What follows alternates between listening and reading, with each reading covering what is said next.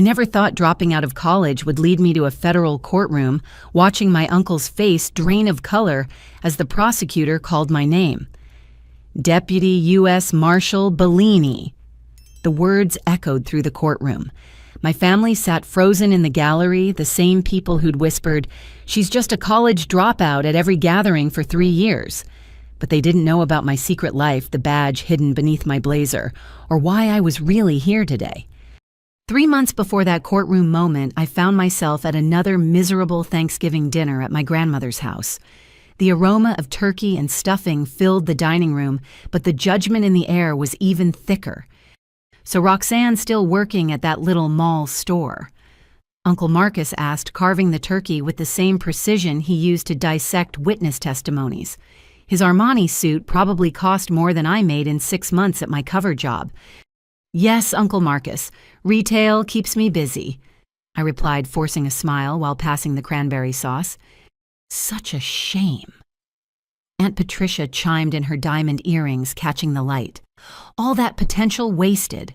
Remember when she was going to be a lawyer like you, Marcus?" My cousin Bradley shifted uncomfortably across from me.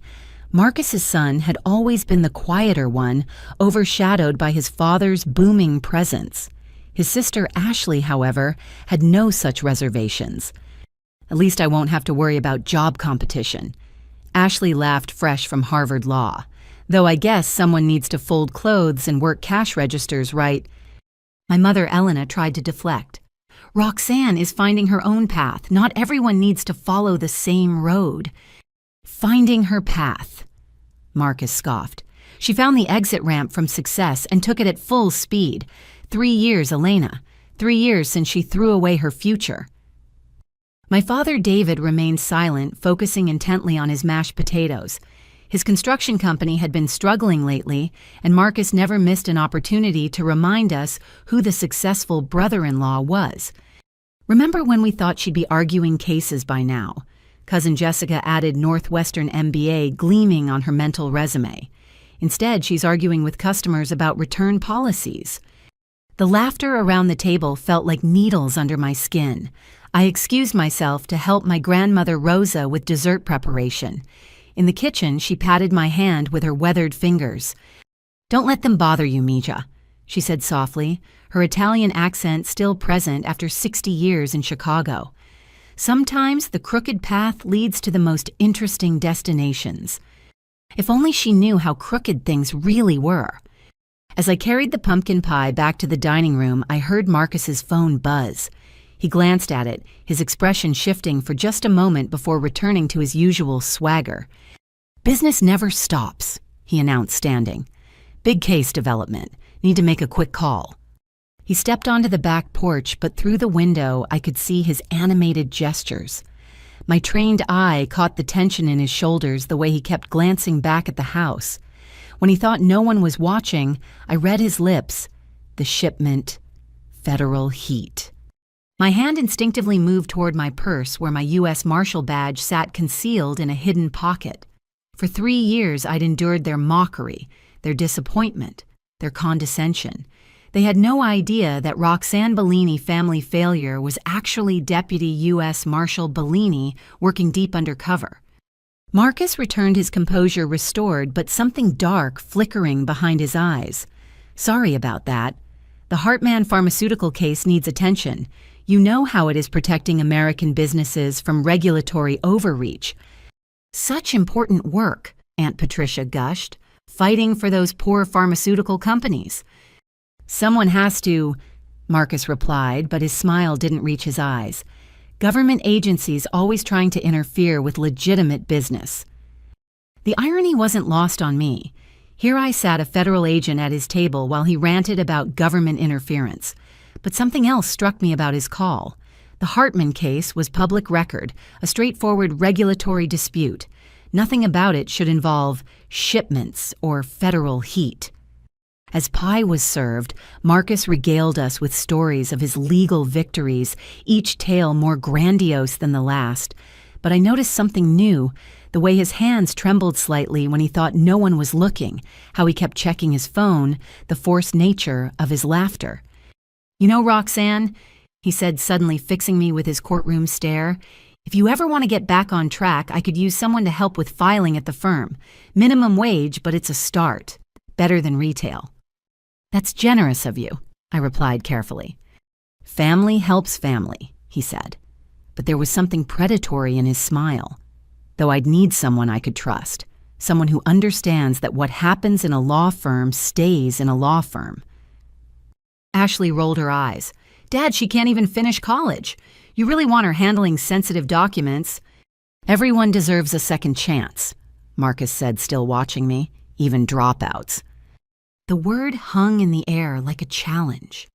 Around the table, my family nodded approvingly at his magnanimity, the successful lawyer offering charity to his failure of a niece. But I heard the underlying message, "Come work for me, where I can keep an eye on you."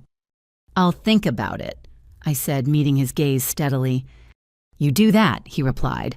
"Offer won't stay open forever." As dinner concluded and we moved to the living room for coffee, I caught Marcus in hushed conversation with my father. Dad looked troubled, shaking his head at something Marcus was proposing. Marcus's hand landed heavy on Dad's shoulder, squeezing just a bit too hard to be friendly. "Think about your business, David," I heard Marcus murmur. "Construction's tough these days. My connections could help. All you need to do is store some materials for my client. Perfectly legal. Pharmaceutical supplies for their new facility." My blood ran cold. Whatever Marcus was involved in, he was trying to pull my father into it. Dad, desperate to save his struggling company, looked tempted. He glanced at my mother, at me weighing his options. "I need time to consider," Dad said finally. "Of course," Marcus replied smoothly. "Family doesn't pressure family, but opportunities like this don't come often." As the evening wound down and we prepared to leave, each family member made sure to get their final jabs in. Jessica hugged me with false warmth, whispering, "Maybe next year you'll have real news to share." Ashley air-kissed my cheeks while mentioning her upcoming engagement party, adding, "Small venue, you understand, mostly professional contacts." But it was Bradley who surprised me. As he helped me with my coat, he pressed something into my hand, a business card for a coffee shop downtown with a time written on the back, Tuesday, 7 a.m. "Sometimes it's good to catch up," he said quietly, his eyes holding a message I couldn't quite read. "Away from all this." Marcus appeared behind his son, placing a possessive hand on Bradley's shoulder. "Making plans with our wayward cousin, careful Bradley. Failure can be contagious." Bradley flinched but managed a weak smile. "Just being polite, Dad." "Good," Marcus said, his grip tightening visibly. "Remember what we discussed about associations. Image matters in our profession." As we walked to our cars, my mother linked her arm through mine. "I'm proud of you," she whispered, "no matter what they say." If she only knew what I was really doing, would she still be proud? Or would she see me as the ultimate betrayer bringing down the family from within? I drove home through the Chicago streets, my mind racing. Marcus was dirty. Every instinct I developed in 3 years of investigation screamed it. The pharmaceutical case, the shipment, the federal heat trying to involve my father's construction business. All pieces of something larger.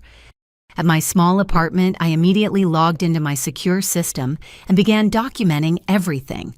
My handler, Senior Marshal Rodriguez, would want a full report. Marcus Torino, prestigious defense attorney, and my uncle had just become our primary suspect. But as I typed, I couldn't shake the image of my family gathered around that table, oblivious to the danger in their midst. They thought I was the failure, the disappointment, the cautionary tale they told their children. They had no idea I was the one thing standing between them and the darkness Marcus was bringing to our door. The irony was bitter. I'd dropped out of law school because I'd witnessed corruption, unable to stomach the professors taking bribes and fixing cases. My family saw it as weakness, as giving up when things got tough. They never knew I'd reported it to the authorities that my life had been threatened, that the U.S. Marshals had recruited me specifically because of my integrity and analytical skills. Now, 3 years later, I was about to bring down the very person who'd mocked me most. But at what cost? This wasn't just any criminal organization I was infiltrating. This was my blood, my history, my identity. My phone buzzed. A text from an unknown number: "Stop digging or start digging graves." I stared at it, then deleted it and added the threat to my report.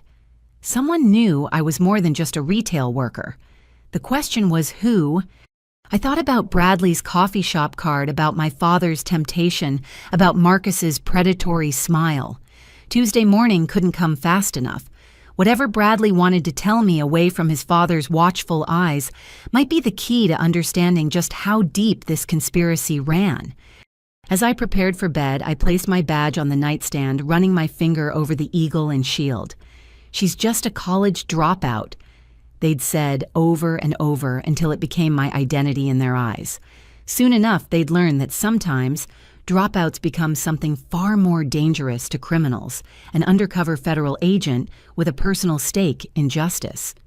The game was shifting, and Marcus had no idea he'd just shown his hand to exactly the wrong person. Family helps family, he'd said. He was about to learn that sometimes helping family means stopping them before they destroy everything. Tuesday morning arrived with freezing November rain. I entered the coffee shop. Bradley had suggested a small place in Lincoln Park, far from any family haunts. He was already there, hunched in a corner booth, baseball cap pulled low. "Thanks for coming," he said as I slid in across from him. His usual designer confidence was gone, replaced by nervous energy. "Bradley, what's this about?" I asked, though I suspected I knew. "I need to know something first," he said, leaning forward. "That night at dinner, the way you watched my father during his phone call. You're not just working retail, are you?" I weighed my options. Bradley was taking a risk meeting me. Maybe it was time for calculated honesty. "What makes you think that I deflected?" "Because I've seen that look before, in federal buildings, in courtrooms." His voice dropped. "In the eyes of agents investigating my father." My pulse quickened, but I kept my expression neutral. "That's quite a leap." "Is it?" Bradley pulled out his phone, showing me a photo. Security footage of me entering the federal building downtown, timestamp from 2 weeks ago. "I have a friend who works security there. Recognized you mentioned it casually. Said you went to the marshal's floor." The coffee shop suddenly felt very small. If Bradley knew, who else might? "Why are you showing me this?" I asked carefully. "Because I need help," he said, his voice cracking. "And I think you're the only family member who might actually be able to provide it." Before I could respond, he continued in a rush. "My father isn't who everyone thinks he is. The pharmaceutical cases, the shipping company representations, it's all a front. He's moving drugs Roxanne, actual drugs, using his law firm to coordinate shipments of illegal substances." I forced myself to look surprised. "Bradley, that's a serious accusation. You think I don't know that?" His hands shook as he gripped his coffee cup. "You think I want to believe my father is a criminal, but I've seen things, heard things. And now?" He paused, swallowing hard. "Now he wants me to join the firm full time, to become part of it. Why don't you just say no?" Bradley's laugh was bitter. "You don't say no to Marcus Torino. Not when you're his son. Not when he has leverage." "What kind of leverage?" He looked around the coffee shop, then back at me. "I'm gay Roxanne. Have been my whole life. And somehow my father found out. He's made it clear that if I don't join his practice, if I don't follow his path, everyone will know. And not just that I'm gay, but the kind of twisted story he'll spin about it." The pain in his voice was raw. In our family, in Marcus's world of traditional Italian-American values mixed with cutthroat ambition, this would be devastating for Bradley. "He can't force you," I started, but Bradley cut me off. He showed me photos of me with my boyfriend, taken by a private investigator. He has recordings, documents, says he'll not only out me, but destroy anyone I've ever cared about. Tears gathered in his eyes. I can't let him hurt Thomas, or my mother. She doesn't know about any of this. I reached across the table, taking his hand. "Bradley, I need you to listen very carefully. You were right. I'm not just working retail. His eyes widened as I pulled out my badge, keeping it low and shielded from other patrons. Deputy U.S. Marshal Roxanne Bellini. I've been undercover for 3 years investigating organized crime with suspected family connections. Oh my God, he breathed. Does my father know? I don't think so, but someone does. I've been getting threats. Bradley's face went white. Roxanne, you don't understand. It's not just my father, it's bigger, so much bigger. Over the next hour, Bradley laid out what he knew.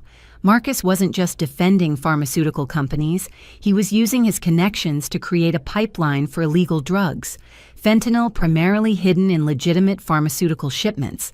The law firm provided cover, his client relationships provided transportation, and his legal knowledge kept them one step ahead of investigations.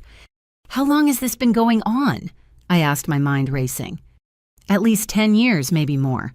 It started small, helping clients bend regulations. Then it became about hiding evidence of addictive properties. Then, he shrugged helplessly, then it became about actual drug trafficking. You have proof? Bradley nodded slowly. I've been collecting it for months. Documents, recordings, photos. I was going to go to the FBI, but then he found out about Thomas and everything changed. We can protect you, I said urgently. Both of you. Witness protection if necessary. You don't understand, Bradley said. It's not just him. Aunt Patricia is involved handling the money laundering through her charity foundations. Uncle Roberto uses his shipping company for transport. He paused, looking sick. Even Grandma Rosa. She's not just making Sunday sauce in that restaurant kitchen. My world tilted. Sweet grandmother Rosa, who'd comforted me in the kitchen, who'd held my hand and offered wisdom. That's impossible. Is it? Think about it, Roxanne. How does an immigrant woman with no education build a successful restaurant that survived every economic downturn? Why do family meetings always happen in her back room? Why does she have more influence than anyone else, even over Marcus? The pieces clicked into place with sickening clarity. Every family gathering, every celebration, every Sunday dinner. We'd been meeting in the headquarters of a criminal organization our entire lives. She's the matriarch, I whispered, not just of the family. Of everything, Bradley confirmed. Marcus might be the legal face, but Grandma Rosa is the brain. Has been since Grandpa died 35 years ago. I thought back to her words. Sometimes the crooked path leads to the most interesting destinations. Had she been testing me? Trying to see if I was corruptible? There's more, Bradley continued. Remember Professor Williams from law school? My blood ran cold. Professor Williams, who'd taken bribes to change grades and fix admissions, who'd threatened me when I'd tried to report him, who died in a car accident 2 weeks after I dropped out. That wasn't an accident, Bradley said quietly. I heard my father on the phone afterward. Professor Williams was going to make a deal with prosecutors implicate bigger fish, so they eliminated him. They killed him because of me. The room spun. They killed him because he was weak, Bradley corrected. But yes, your report started the chain reaction. Father was furious when you dropped out. Said you were supposed to be groomed for the family business that Grandma had plans for you. Your integrity ruined everything. I felt sick. For 3 years, I'd carried guilt about Professor Williams, wondering if my report had somehow led to his death. Now I knew it had just not in the way I'd imagined. Why are you telling me all this? I asked. Because I can't become him, Bradley said fiercely. I won't. I've watched him destroy people, families' lives, all while playing the successful lawyer, the family man. I won't let him destroy Thomas or me. The evidence you've collected, where is it? Safe, multiple locations, digital backups. He pulled out a flash drive. This is a sample, enough to start. But Roxanne, if we do this, if I help you, it has to be done right, airtight. Because if they suspect anything, they'll kill us both, I finished. If we're lucky. You don't know what they do to traitors, what Grandma Rosa considers appropriate for family who betrays family. I took the flash drive, feeling its weight despite its tiny size. We'll need to move carefully, build the case methodically. Can you keep playing along for now? I have to. Father expects me to start at the firm next month. If I refuse or delay, he'll get suspicious. Then we have a timeline. Bradley, I promise you we'll get through this. You and Thomas will be safe. He laughed bitterly. Safe, we're about to take down the Torino crime family. Our family. Safety is relative. As we prepared to leave, going separately to avoid suspicion, Bradley grabbed my arm. There's one more thing. Your father's construction company. They're already using it. What? Last month.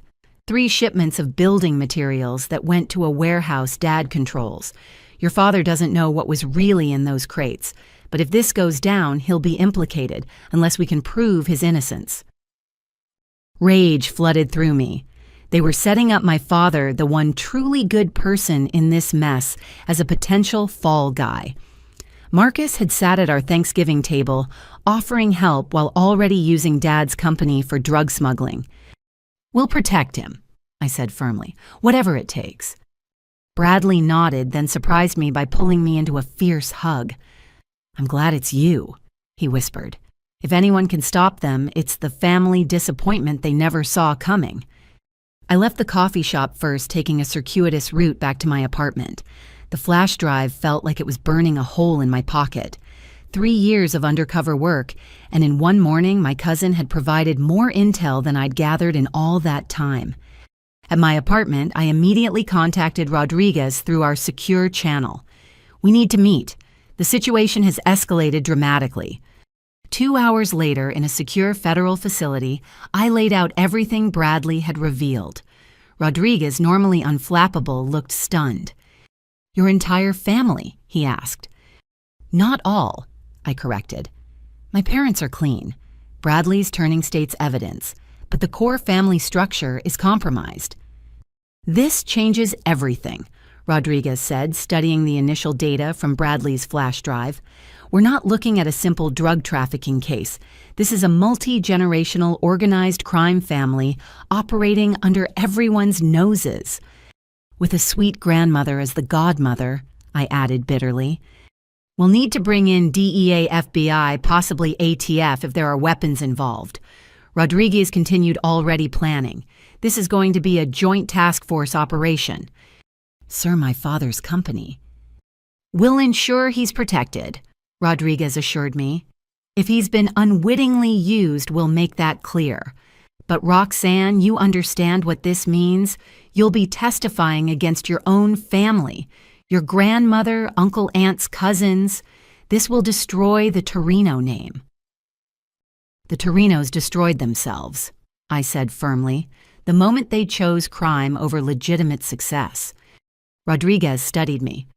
When I recruited you 3 years ago after the law school incident, I saw potential, your analytical mind, your integrity, your determination. But I never imagined we'd be here. Neither did I admitted. I thought maybe Marcus was dirty, maybe a few others. Not this. Are you prepared for what comes next? The danger will be exponential once they realize we're closing in. And if they discover your identity or Bradley's cooperation, we're already dead, I finished. I know, but we don't have a choice. They're poisoning communities with fentanyl, destroying families, all while wearing the mask of respectability. Rodriguez nodded. Then we proceed, carefully, methodically. We'll need to place Bradley under protective surveillance without alerting Marcus. You'll need to maintain your cover more carefully than ever. One slip. There won't be any slips, I promised. But as I left the facility, the weight of what lay ahead pressed down on me. Sunday dinners at Grandma Rosa's would never be the same, because soon there wouldn't be any. The family that had mocked me for being a dropout was about to learn exactly what I'd become instead. My phone buzzed, a text from Mom. Your father is considering Marcus's business proposition. Please talk to him. I have a bad feeling. If she only knew how right her instincts were. I texted back, I'll come by tonight. We need to talk. The conversation with my parents would be delicate. I couldn't reveal my identity yet, but I had to stop Dad from getting deeper involvement with Marcus's operations. The construction company had already been used. We couldn't afford more complications. As I drove to my parents' house, I thought about the journey from disillusioned law student to federal agent. Everyone thought I'd given up when faced with corruption.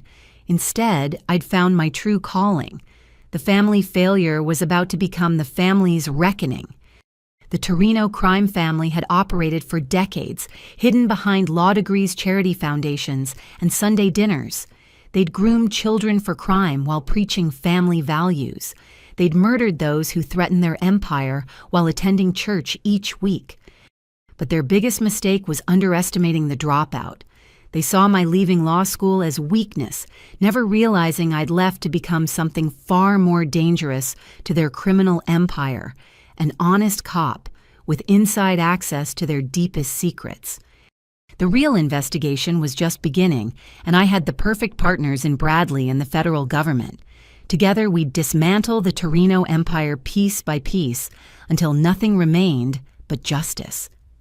The construction site loomed dark against the Chicago skyline. At 2 a.m, my father's legitimate business was supposed to be empty, but intel from Bradley suggested otherwise. 3 trucks scheduled for tonight, Marshal Thompson whispered beside me. We were positioned on a neighboring rooftop, surveillance equipment trained on the warehouse below. Your cousin says they're using your dad's site as a transfer point. I adjusted my night vision goggles, stomach churning. He doesn't know. My father would never... I believe you, Thompson said, but we need documentation to prove it. Below, headlights cut through the darkness. 3 unmarked trucks pulled into the construction site, bypassing the main gate through a section of fence that had been conveniently damaged. There, I pointed. Southwest corner, 2 guards. Thompson noted their positions while I photographed everything. The guards weren't construction workers. Their tactical movements screamed professional security. We watched as crews unloaded crates marked building supplies fragile. But the way they handled them, the security presence, the hour of operation, nothing about this was legitimate construction material. Can you make out the manifest? Thompson asked. I zoomed in with the camera, catching a clipboard in one guard's hand. Hartman Pharmaceutical. It's one of Marcus's clients. The plot thickens, Thompson muttered. Suddenly, my blood froze. A familiar figure emerged from the shadows, Marcus himself dressed in dark clothing instead of his usual designer suit. He supervised the unloading personally, occasionally checking his phone. What's a high-powered lawyer doing at a construction site at 2 a.m.? Thompson asked rhetorically. Marcus appeared agitated, gesticulating at the crew to work faster. Through the parabolic microphone, we caught fragments of conversation. Federal scrutiny. Change routes. The old woman wants answers. The old woman, Grandma Rosa. One of the guards suddenly looked up, scanning the surrounding buildings. Thompson and I ducked, hearts pounding. Had we been spotted? After 30 agonizing seconds, I risked another look. The guard had returned to his position, but Marcus was now on his phone, pacing. Tell her it's under control. The construction company is perfect cover. David doesn't suspect anything. Hearing my father's name in Marcus's mouth made my skin crawl. They were using his life's work, his reputation, as a shield for their crimes. The transfer took 45 minutes. Crates from the pharmaceutical trucks were loaded into construction vehicles, hidden among legitimate supplies. By the time they were done, anyone checking would see only a construction company's normal inventory. As the convoy prepared to leave, disaster struck. My phone, supposedly on silent, buzzed with an emergency alert, a flash flood warning for the area. The sound was minimal, but in the quiet night it carried. One guard's head snapped up, looking directly at our position. Movement on the Anderson building. Go, go, go, Thompson hissed. We scrambled for the roof access door as shouts erupted below. Footsteps pounded up the emergency stairs as we raced down the main stairwell. We burst into the parking garage just as our pursuers entered the floor above. Thompson's car was parked strategically near the exit. We dove in, tires squealing as we escaped into the night. In the rearview mirror, I saw armed men emerging from the building, but we were already turning the corner. "That was too close," Thompson said, hands steady on the wheel despite the adrenaline. "But we got what we needed," I replied, checking the camera's memory card. Evidence of Marcus personally overseeing drug transfers through my father's property. "They'll increase security now, maybe change locations." "Maybe, but Marcus is arrogant. He thinks he's untouchable." I thought about the family dinners, the mockery. He won't abandon a perfect setup just because of one possible sighting. Back at the federal building, we uploaded everything to the secure servers. The images were damning. Marcus Torino, defense attorney to pharmaceutical companies, personally supervising midnight drug transfers. Rodriguez reviewed the footage with grim satisfaction. "This connects him directly. No more hiding behind legal privilege." "We need to warn my father," I said urgently. "If they're setting him up as a fall guy—" "Not yet," Rodriguez cautioned. "One word to your father and his reaction could tip off Marcus. We need more evidence first, need to map the entire network." I understood the logic but hated it. Every day my father remained ignorant was another day his company accumulated liability. The next evening, I attended Ashley's engagement party, a small affair with 200 guests at the Drake Hotel. I played my role perfectly, the underdressed cousin in discount clothing, uncomfortable among the elite. Roxanne, Ashley air-kissed me with practiced insincerity. "So glad you could make it. I know the ticket price was steep, but family is family."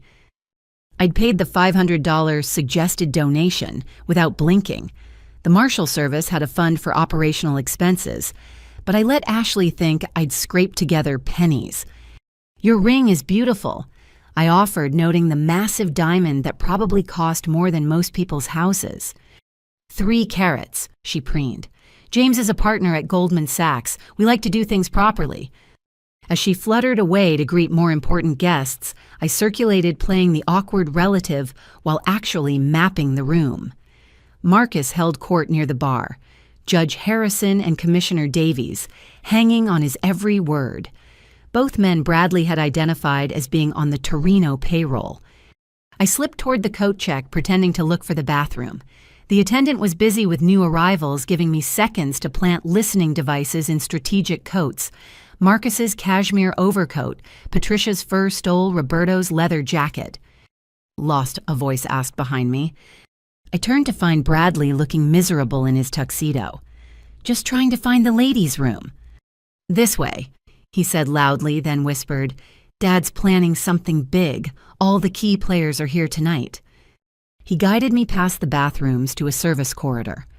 "In an hour, they're having a family meeting in the presidential suite. Grandma's orders." "Can you get in?" "I have to. I'm being officially brought into the business tonight." His face was pale. "Dad says it's time I learned the real family trade." "Bradley, that's perfect. We need someone inside that meeting." "Perfect." He laughed bitterly. "I'm about to be inducted into a crime family at my sister's engagement party, while my boyfriend thinks I'm at a boring family event." I gripped his shoulders. "You're saving lives. Every shipment we stop, every dealer we arrest, that's families who won't lose someone to fentanyl." He nodded, straightening his bow tie. "The wire you gave me is in place. Just pray they don't sweep for bugs." Rosa's old school. She doesn't trust technology enough to fear it. We returned to the party separately. I endured another hour of condescension, Jessica regaling me with tales of her latest promotion, while I smiled and nodded. All the while, I watched the key players begin to drift away. Marcus, Patricia, Roberto, and a dozen others I now recognized as middle management in the Torino organization. At precisely 9 p.m., my phone buzzed.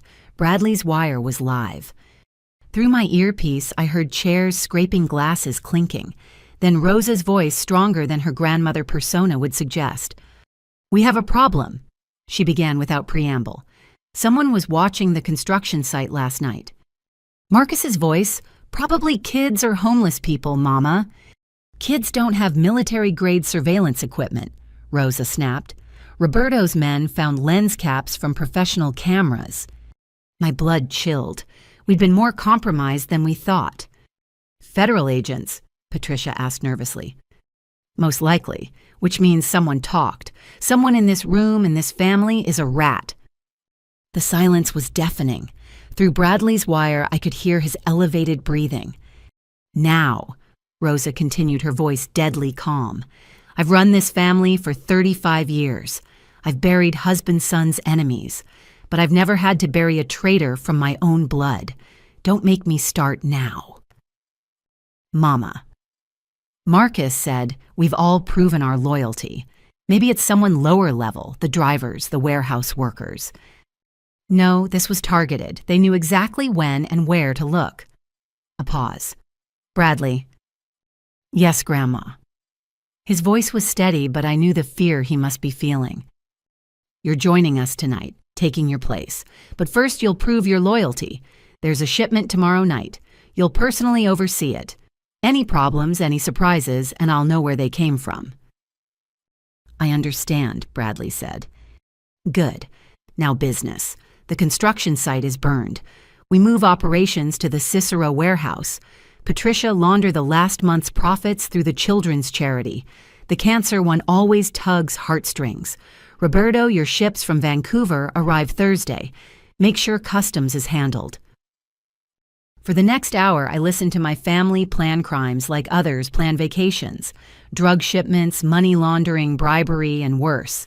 When they discussed whether a problematic dock worker should have an accident, I had to bite my lip to keep from screaming. Finally, the meeting ended.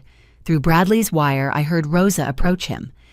You're a smart boy, she said softly, like your cousin Roxanne was. Too smart sometimes. Don't make her mistake. What mistake was that, Grandma? Choosing law over family? She could have been my successor.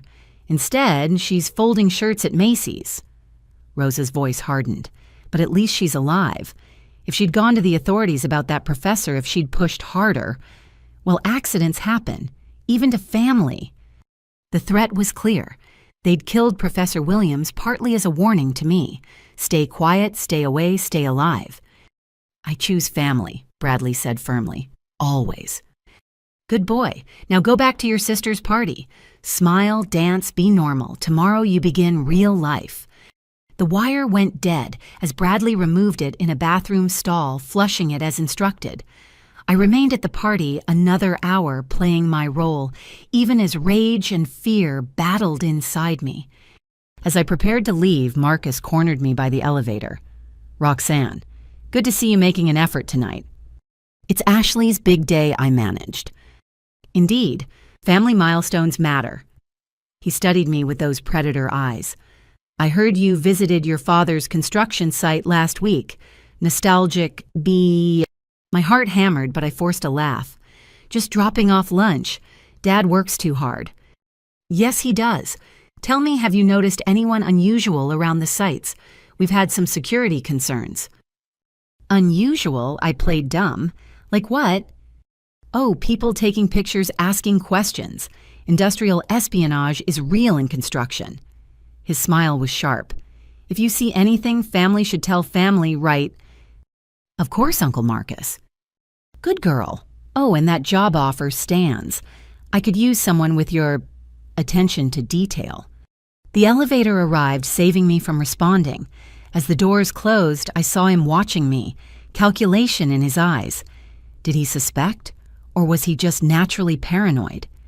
Outside, Chicago's wind cut through my thin coat. I walked several blocks before hailing a taxi, then switched to the L, then walked again. Basic counter-surveillance, but necessary now. At my apartment, I found Marshall Thompson waiting. Bradley's wire picked up everything. We have enough for warrants. Not yet, I said. They're moving operations tomorrow. If we hit them now, we only get part of the network. But if Bradley can document the new warehouse... You're asking him to go deeper. The danger. I know. I slumped on my couch, exhausted. But we need the whole organization.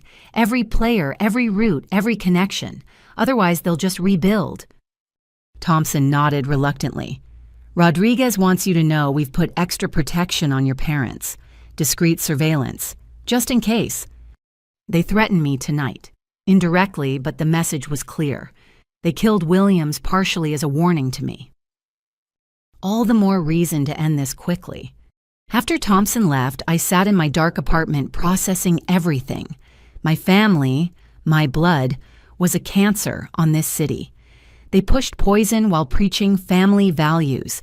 They corrupted officials while attending charity galas. They threatened death while serving Sunday dinner. My phone buzzed. Bradley survived. They bought it. Tomorrow's shipment is huge. 50 million street value. Can't do this much longer. I typed back, "One more day, then we end this. Stay strong." But even as I sent it, I wondered if we'd all survive what was coming.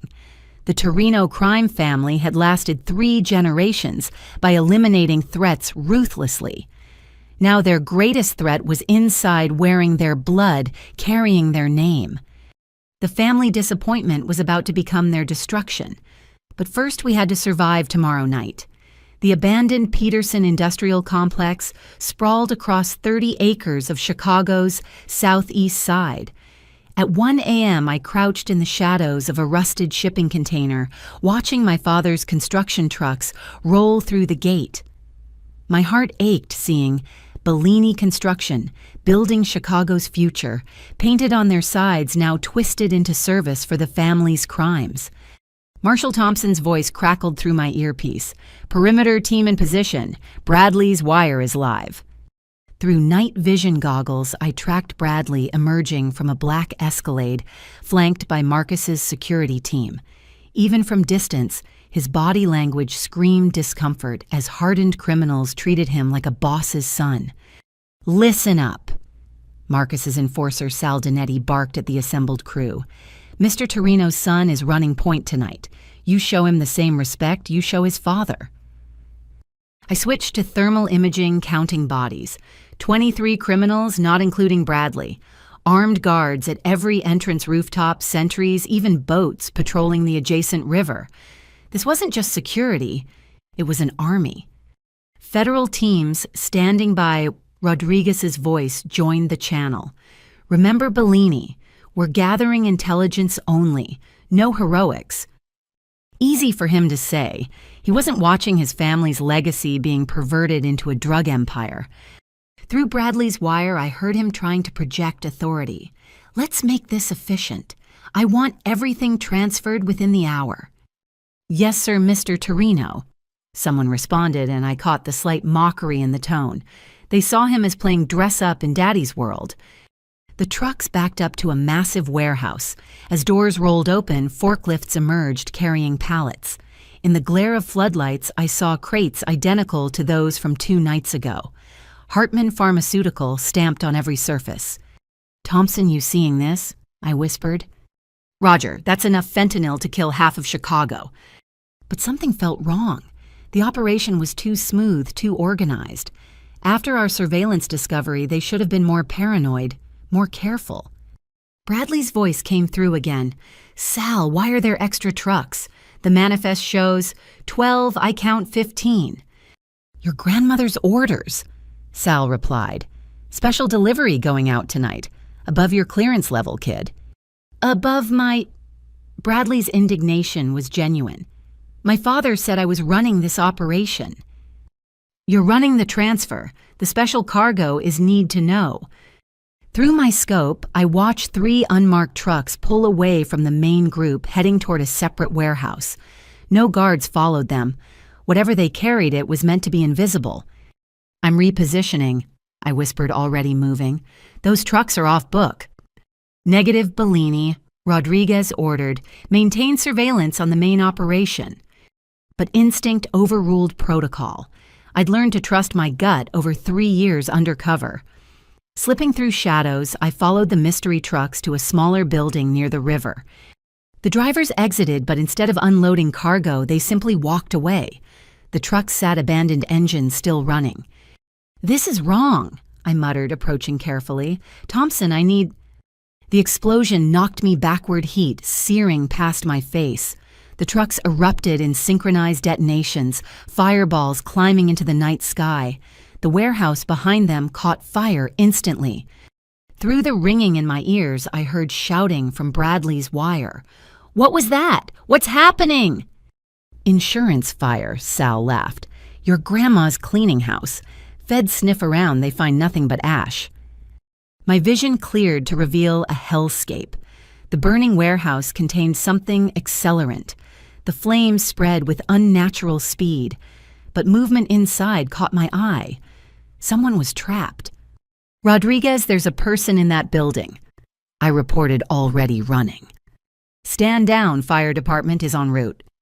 But I saw the figure collapse near a window. No time. I wrapped my jacket around my face and kicked in a side door. Smoke billowed out, thick and toxic. Dropping low, I crawled toward where I'd seen movement. The heat was overwhelming. Debris rained from the ceiling as support beams groaned. Through the smoke, I found him. A security guard probably hired to watch the building without knowing its purpose. Unconscious, bleeding from a head wound. I dragged him toward the door muscles, screaming. A beam crashed behind us, showering sparks. The exit seemed miles away. My lungs burned, vision tunneling. Then hands grabbed us both, Thompson ignoring protocol to pull us to safety. We collapsed on muddy ground 50 feet from the inferno, gasping clean air. You idiotic, heroic fool! Thompson coughed even as he checked the guard's pulse. He's alive! Sirens wailed in the distance. Back at the main warehouse, chaos reigned. Through Bradley's wire, we heard Marcus screaming at Sal. You were supposed to wait for my signal. My son was almost in the blast radius. Your mother's orders supersede yours, Sal replied coldly. Maybe keep baby boy away from real work. I'll handle my mother. You just cost us a clean operation. But Rose's voice cut through, transmitted from speakerphone. Marcus, shut up. The warehouse was always meant to burn. Federal eyes were on it since 2 nights ago. My blood chilled. She'd known about our surveillance. Then why run the transfer? Marcus demanded. To see who would show up. To test loyalty. To send a message. Her voice hardened. Someone leaked our location. Someone in the family. The fire destroys evidence, but more importantly, it tells the rat we know they exist. You think it's someone here tonight? I think, Rosa said slowly, that it's convenient how Bradley pushed to be part of operations just as federal scrutiny increased, how my brilliant granddaughter dropped out of law school right before she could have been useful, how David's construction company became our perfect cover, almost like someone suggested it knowing it would protect him. The pieces were clicking together in her mind, forming a picture dangerously close to the truth. You're suggesting Roxanne? Marcus laughed. She's pathetic, works retail, can barely afford rent. Or that's what she wants us to think, Rosa mused. Tell me, when did you last verify her employment, check her apartment, follow her movements? Silence from Marcus. My cover built on family contempt and assumptions suddenly felt tissue thin. Mama. Patricia's voice joined the call. You're being paranoid. Roxanne's harmless. I saw her at Ashley's party, awkward as always. Harmless people don't survive what she survived, Rosa said. Professor Williams was going to kill her for reporting him, yet she walks away unscathed, drops out and disappears into minimum wage work. No ambition, no anger, no attempt at revenge. She was unraveling 3 years of careful construction with grandmother's intuition and a criminal's paranoia. What do you want us to do? Marcus asked. Bring her to me tomorrow, family dinner. Tell her it's important that I'm ill. Play on her emotions. And if she refuses, then we have our answer. Bradley, you still there? Yes, Grandma. Bradley managed voice steady despite everything. You did well tonight. Asking the right questions, showing backbone. Your father could learn from you. Thank you, Grandma. Come see me tomorrow before dinner. We'll discuss your future in the organization. The call ended. Through Bradley's wire, I heard him excuse himself to the bathroom where he promptly vomited. Did you hear all that? He whispered to the wire. Thompson and I were already moving, supporting the injured guard toward arriving paramedics. Fire crews battled the inferno, while police established a perimeter. In the chaos, we melted away. "Your cover's blown," Rodriguez said bluntly once we reached the federal building. "Rosa's suspicious enough to test you. You can't go to that dinner." "If I don't, she'll know for certain," I argued. "Running confirms her suspicions. Going might mean death." "She won't kill me at Sunday dinner, not without proof. Rosa's old school, family blood requires evidence before spilling." "That's a hell of a gamble," Thompson said, wincing as medics treated his smoke inhalation. "The whole operation's been a gamble." I turned to Rodriguez. "We're close. Bradley's on the inside. We have enough evidence for arrests, but we need the whole network. One dinner wearing a wire getting Rosa talking. It could seal everything." "Or you could disappear," Rodriguez countered. "These people killed a professor for threatening to talk. You think they'll hesitate with you?" "They killed him because he was weak outside the family. I'm blood. It's different." But even I heard the uncertainty in my voice. Family meant everything to Rosa, until it didn't, until loyalty trumped blood. My phone buzzed. "Marcus, Roxanne Grandma's not feeling well. She specifically asked for you at dinner tomorrow. Family should be together in difficult times." The trap baited with emotional manipulation. I typed back, "Of course. What time?" 3 p.m. Don't be late." Rodriguez sighed. "If you're doing this, we need contingencies. Full surveillance team. SWAT on standby. The moment anything goes sideways." "You move in," I agreed.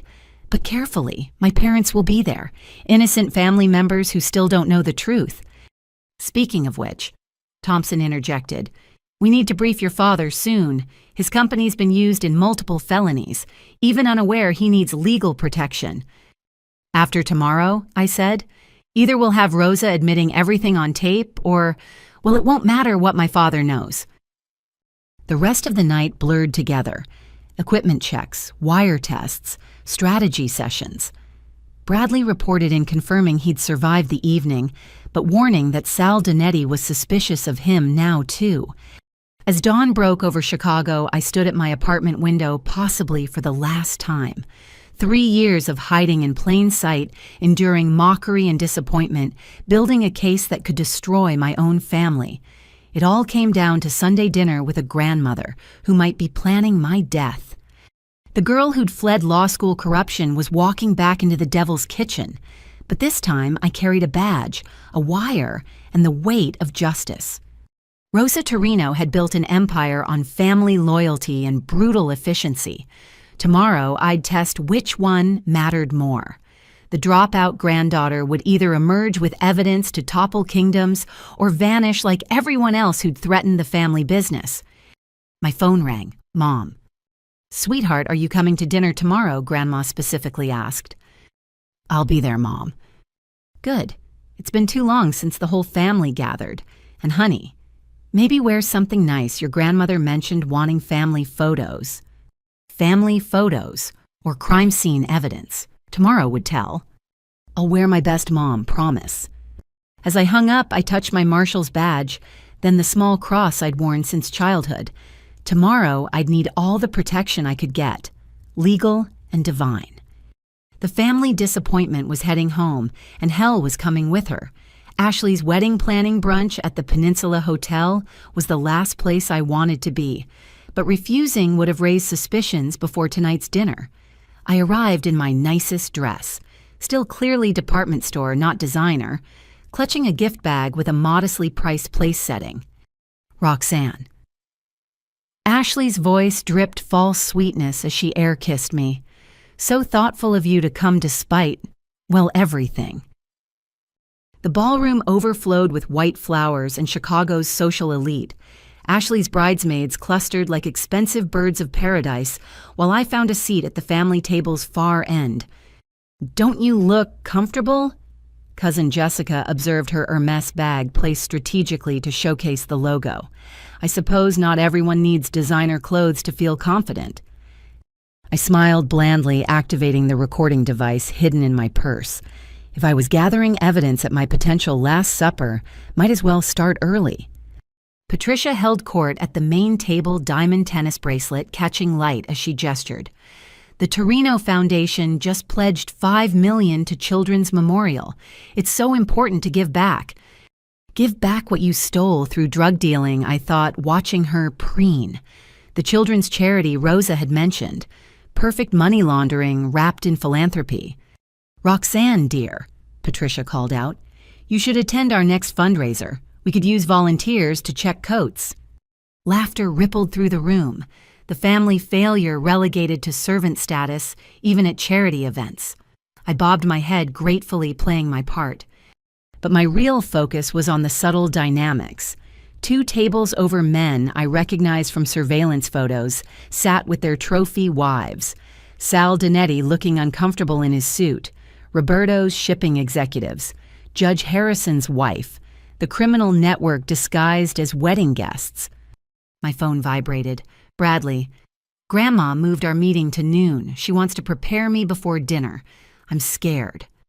I typed back, recording, always. If something happens, check my cloud storage. Password is Thomas's birthday backwards. Nothing will happen. Stay strong. But my hands shook slightly as I set down the phone. Rosa was orchestrating something beyond a simple family dinner. Planning your next retail shift. Ashley appeared beside me, wedding binder in hand. I do hope you can get time off for the wedding, though I understand if work won't permit it. I'll be there, I assured her. Wonderful.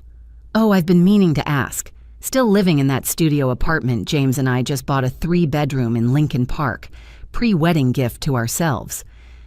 Every barb was carefully calculated to remind me of my failure. Ashley had learned from Marcus. Words could wound as effectively as weapons. The brunch dragged on.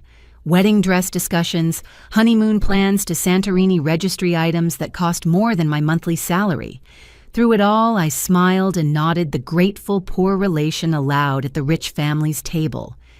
But I noticed things they didn't. How Sal Dinetti's men were positioned at exits. How Roberto kept checking his phone, worry creasing his forehead. How Patricia's charity co-chair was the wife of a known cartel lawyer. As guests began leaving, Patricia cornered me. Roxanne, a word. We stepped onto a balcony overlooking Michigan Avenue. Patricia's perfectly manicured nails drummed against the railing. I've been thinking about your situation, she began, voice honeyed with false concern. 28 years old, no career, no prospects. It must be difficult. I manage, I said carefully. But you shouldn't have to just manage. You're a Torino, even if diluted through your mother's side. She studied me with calculating eyes. I could help. The foundation needs someone to handle special projects. My pulse quickened. Was this a test from Rosa Ann recruitment attempt? What kind of projects? Oh, discreet ones. Moving funds between accounts, ensuring donations reach proper recipients. Someone trustworthy who understands that family business stays in the family. She was offering me a money laundering position wrapped in charitable language. That's generous, Aunt Patricia, but I don't have accounting experience. Experience can be taught. Loyalty can't. Her voice hardened slightly. Your grandmother believes every family member should contribute, even the disappointing ones. There it was, Rosa's hand behind this offer, testing whether I'd take dirty money, whether I could be corrupted. I'll think about it, I said, buying time. Don't think too long. Opportunities pass quickly. And Roxanne, she gripped my arm nails, digging in slightly. Your grandmother is old-school Italian. She believes in family above all, but she also believes in consequences for those who forget their place. Understand? I understand. Patricia released me, smile returning. Wonderful, see you at dinner. Wear something appropriate. As she click-clacked away on designer heels, I rubbed my arm where her nails had left marks. The threats were escalating from subtle to explicit. Back home, I had 2 hours before dinner. I showered, washing away the morning's false sweetness, then carefully prepared. The wire Bradley had given me was state-of-the-art, virtually undetectable. I taped it in place, tested the frequency, then chose my clothes carefully. A modest dress that showed respect for Sunday dinner, loose enough to hide any recording equipment bulges.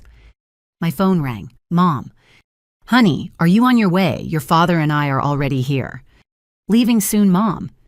Good. Roxanne. She paused. Is everything all right? You've seemed distant lately. If only she knew. Everything's fine, just work stress. That retail job is wearing on you.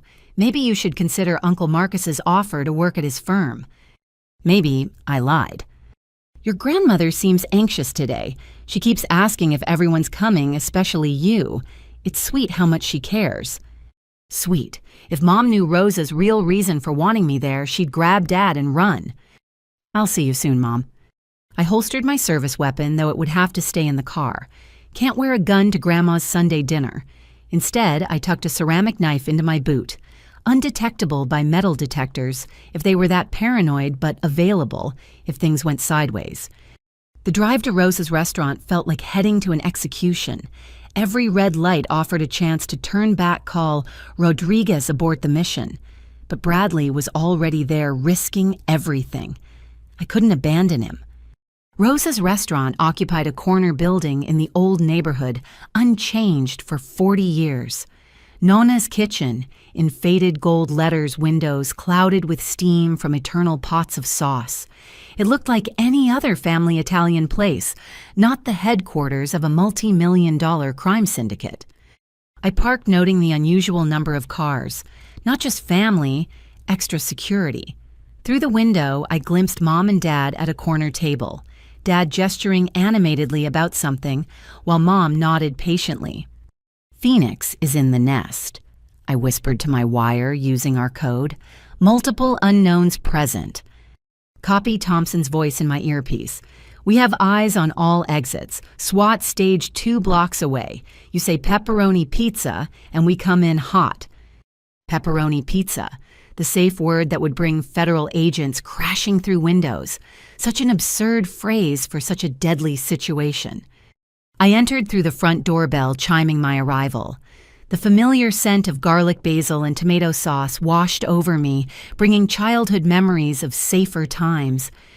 Roxanne, Dad stood pulling me into a hug. You look thin, not eating enough. I'm fine, Dad.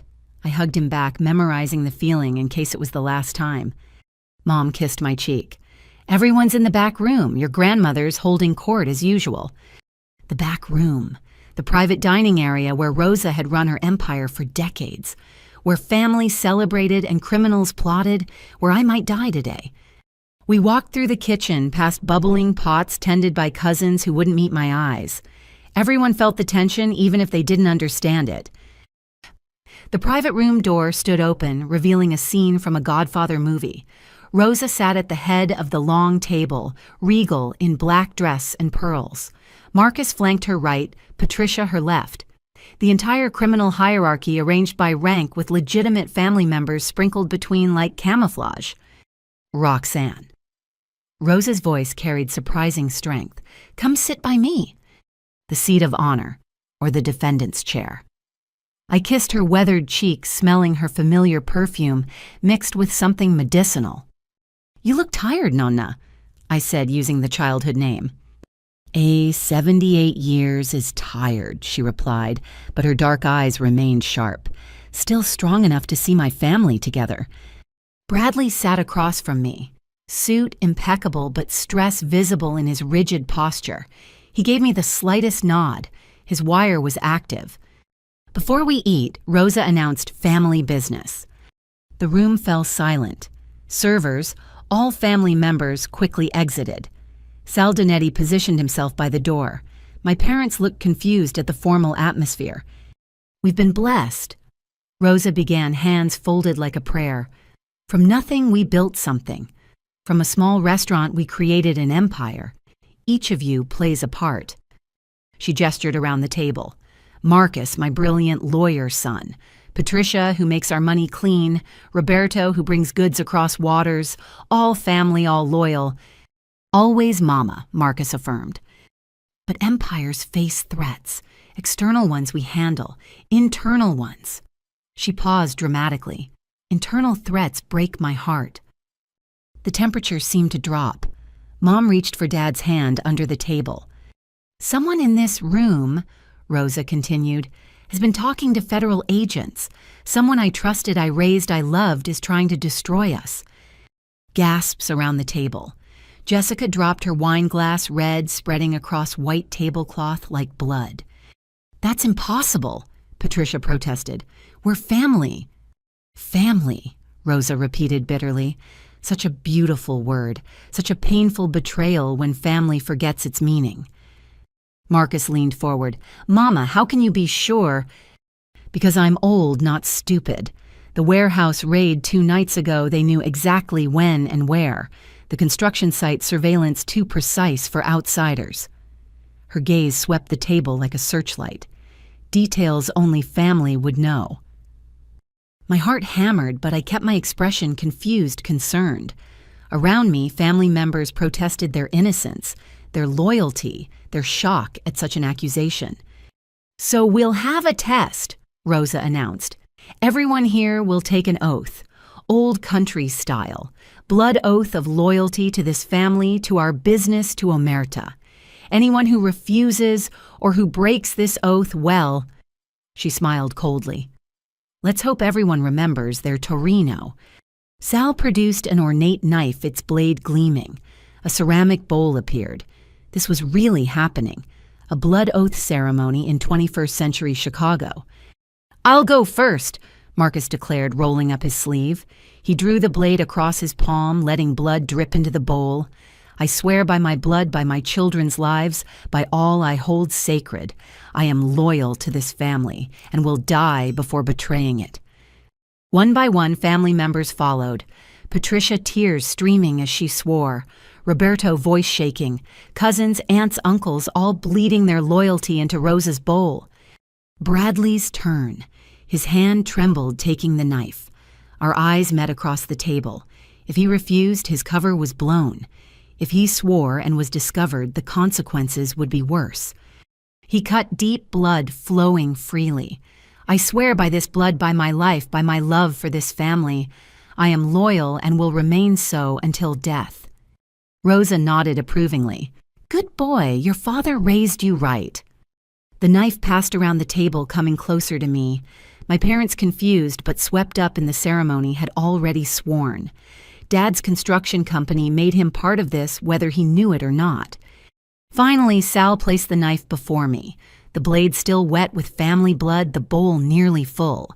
Everyone watched, Rosa most intently of all.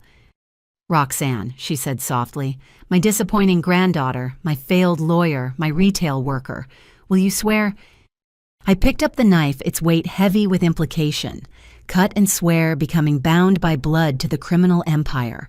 Refuse and confirm their suspicions. "I need to say something first," I said, voice steady despite everything. Rosa's eyes narrowed. "Speak." "I know I've been a disappointment. Dropping out, working minimum wage, missing family events because I couldn't afford proper clothes." I let real emotion creep in, the pain of 3 years isolation. But I've never stopped being a Torino, never stopped loving this family even when it stopped believing in me. Tears came easily. They were mostly genuine. "You want my blood. You've had it since birth. You want my loyalty. You've had it through every insult, every joke, every reminder of my failures." I drew the blade across my palm, cutting deeper than necessary. Pain flared as blood welled up. "I swear by this blood, by the name Torino, by everything you've all made clear I've failed to achieve. I am exactly who I appear to be. Nothing more, nothing less." I let blood pool in the bowl, holding Rosa's gaze. "Is that enough, Nonna? Or do you need more proof that the family disappointment knows her place?" Silence stretched taut. Then Rosa laughed. Actually laughed. "Brava such fire. There's the granddaughter I remember." She clapped slowly. "You see, Marcus, this one has spine after all." But her eyes remained calculating, and I knew the test wasn't over. The blood oath was just the beginning. "Now," Rosa announced, "we feast. Nothing settles family business like good food." Servers reappeared carrying platters of food. Normal Sunday dinner resumed if normal included bleeding palms and federal agents listening to every word. I bandaged my hand with a napkin, the ceramic knife still pressing against my boot. Roxanne. Rosa said between bites of chicken parmigiana, Patricia mentioned offering you work. You should accept. I'm considering it, I replied carefully. Consider faster. At your age, I had 3 children and was already running numbers for your grandfather. Times change, Nona. Times change, but family doesn't. We take care of our own. She paused meaningfully. And we handle those who threaten us, like that professor of yours. My blood chilled. Professor Williams, I heard he died in a car accident. Accidents happen to people who forget their place. He threatened you, so he had an accident. Simple. She was confessing to murder as casually as discussing weather. Through my wire, federal agents were recording every word. I didn't know. I managed. Of course not. You were young, naive, thought law and justice mattered more than family. Rosa patted my uninjured hand. But you learned better, didn't you? Learned to keep quiet, stay small, survive. Yes, Nonna. Good. Because the family has big plans. Change is coming. We're expanding operations, bringing in new partners. Everyone will benefit, even disappointing granddaughters who know their place. Marcus raised his glass. To the future. Everyone toasted wine mixing with the metallic taste of fear in my mouth.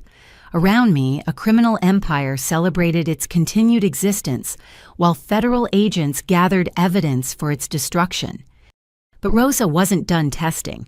As dessert arrived, her famous tiramisu, she made another announcement. One more thing, the rat among us, I know who it is. Forks froze midway to mouths. Bradley went pale. I forced myself to keep eating, though each bite felt like sawdust. It's David. My father's name hit like a physical blow. He looked up confused. Rosa, what are you talking about? Your construction company. So convenient how federal agents knew exactly when we used it, almost like someone told them. Her voice remained conversational, but Sal's hand moved toward his concealed weapon. I don't understand, Dad stammered. You said you needed storage for pharmaceutical supplies. I had no idea. No idea, Rosa repeated. Yet agents appeared at precisely the right moment. Either you're the world's unluckiest man or you've been talking. Mama, that's ridiculous, Mom interjected, voice sharp with fear. David would never. Wouldn't he? His business struggles, bills mounting. Maybe federal agents offered a deal, money for information, immunity for cooperation. This was beyond testing. Rosa was setting up my father as the fall guy, just as Bradley had warned. If she couldn't find the real rat, she'd create one. No, I said louder than intended. Dad would never betray family. You know him, Nona. 25 years married to your daughter. He's not capable of deception. Everyone's capable when desperate, Rosa countered. But you defend him so fiercely. Why? Trap within trap. Defend too hard seems suspicious. Don't defend, let my father take the blame. Because I've watched him struggle, I said, letting anger creep in. Watched him work 18-hour days trying to save his company. If he knew anything about your business, which clearly he didn't, he'd have asked for help, not gone to feds. Maybe. Or maybe father and daughter worked together. The failure and the desperate man selling out family for federal dollars.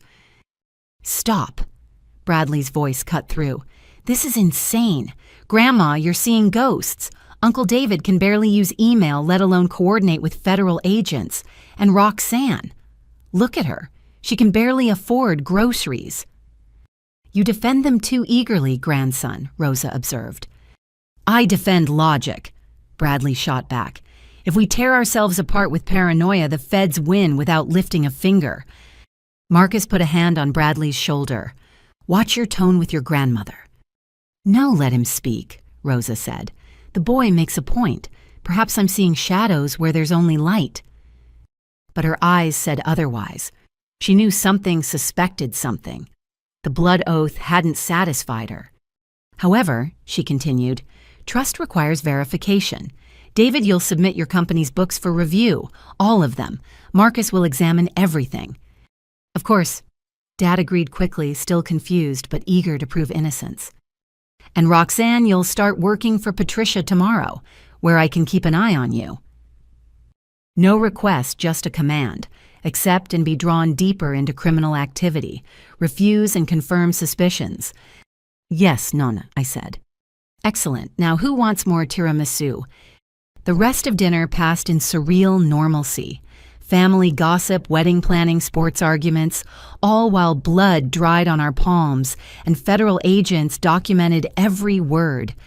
Twice I caught Rosa studying me, her ancient eyes holding secrets and suspicions.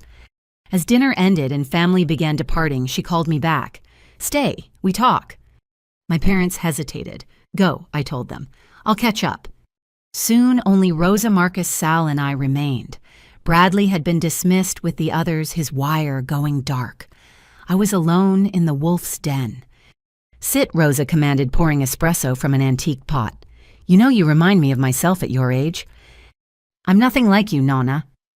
No smart girl trapped by circumstances underestimated by men forced to be less than she is. She smiled. I was pregnant with Marcus, your grandfather beating me nightly, everyone saying I was just another Italian wife. Nobody saw what I could become. You became a criminal, I said quietly. I became a survivor, then a leader, then a legend. She sipped her espresso. You could too if you stopped playing small. Is that what this is, a recruitment? It's a choice. Work for Patricia, prove yourself, rise in the family. Or stay retail worker, stay nothing, stay safe. Her voice hardened. But staying nothing while knowing our business? That's dangerous, for everyone. There it was, the real threat. Join us or die wrapped in grandmother's concern. I understand, I said. Do you? Because I look at you, Roxanne, and I see intelligence pretending to be stupid, strength pretending to be weak, purpose pretending to be aimless. She leaned forward. I see someone wearing a mask, and I wonder, what's underneath? My heart hammered, but I met her gaze. Disappointment. That's all that's underneath. Ask anyone in the family. Maybe. Or maybe the disappointed are just the best at surprising us. She stood suddenly looking all of her 78 years. Report to Patricia tomorrow, 9 a.m. sharp.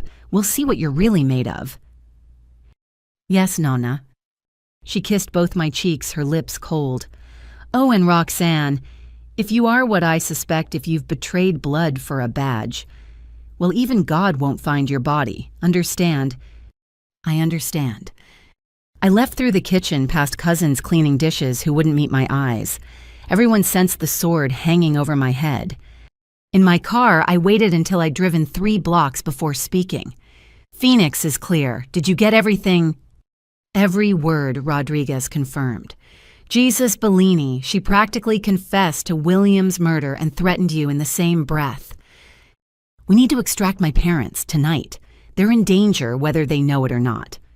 Teams are already moving. We'll stage a gas leak at their house, evacuate them to safety. They'll be protected. And Bradley. His last transmission showed him arriving home safely. We'll debrief in the morning. I drove through Chicago's dark streets, hand throbbing where I'd cut it for the blood oath. Tomorrow I'd walk into Patricia's money laundering operation wearing a wire. Tomorrow the endgame would begin. But tonight I was just Roxanne Bellini, the family disappointment who'd survived Sunday dinner with the devil, the granddaughter who'd looked Rosa in the eye and lied with blood on her hands.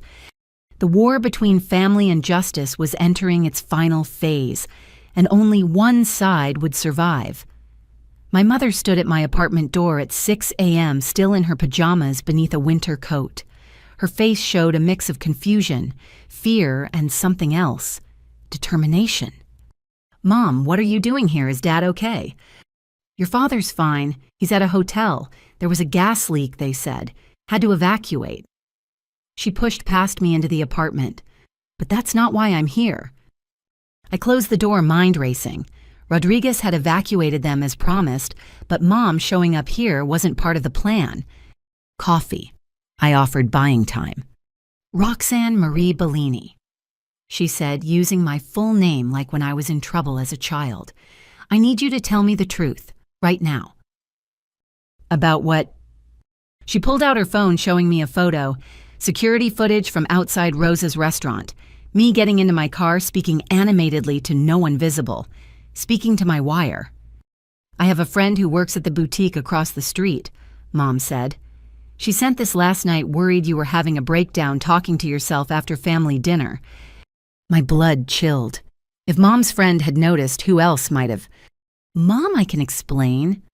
Are you a federal agent? The question hung between us like a loaded gun. I opened my mouth to deny a lie, but saw something in her eyes that stopped me. How long have you known? I asked instead. She sank onto my couch, suddenly looking older. I didn't. Not for certain.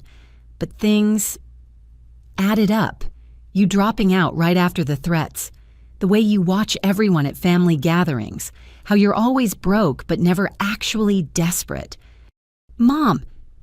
And last night, that blood oath insanity. You handled it too well. My retail worker daughter, calm as a surgeon, while everyone else panicked.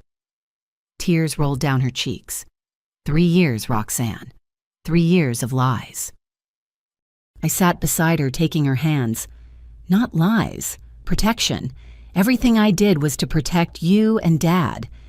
From what family has become. I made a decision that could end everything. Mom, I need you to listen and not react. This apartment is probably clean, but I can't be certain. Her eyes widened, but she nodded. I am a deputy U.S. Marshal, I whispered. I've been undercover investigating organized crime connected to our family. What Rosa runs isn't just a restaurant, it's a criminal empire. Drugs, money laundering, murder. No. Mom shook her head. That's impossible. Rosa makes sauce and tells stories. Marcus is a lawyer. Patricia runs charities. All covers. Dad's construction company has been used to transport drugs. Those pharmaceutical supplies, fentanyl. The professor who died after I dropped out Rosa had him killed. Mom's face cycled through denial, shock, acceptance, and finally, anger. You're telling me I've been bringing my children to a crime boss for Sunday dinner, that my mother is a murderer. I'm sorry. I wanted to tell you so many times.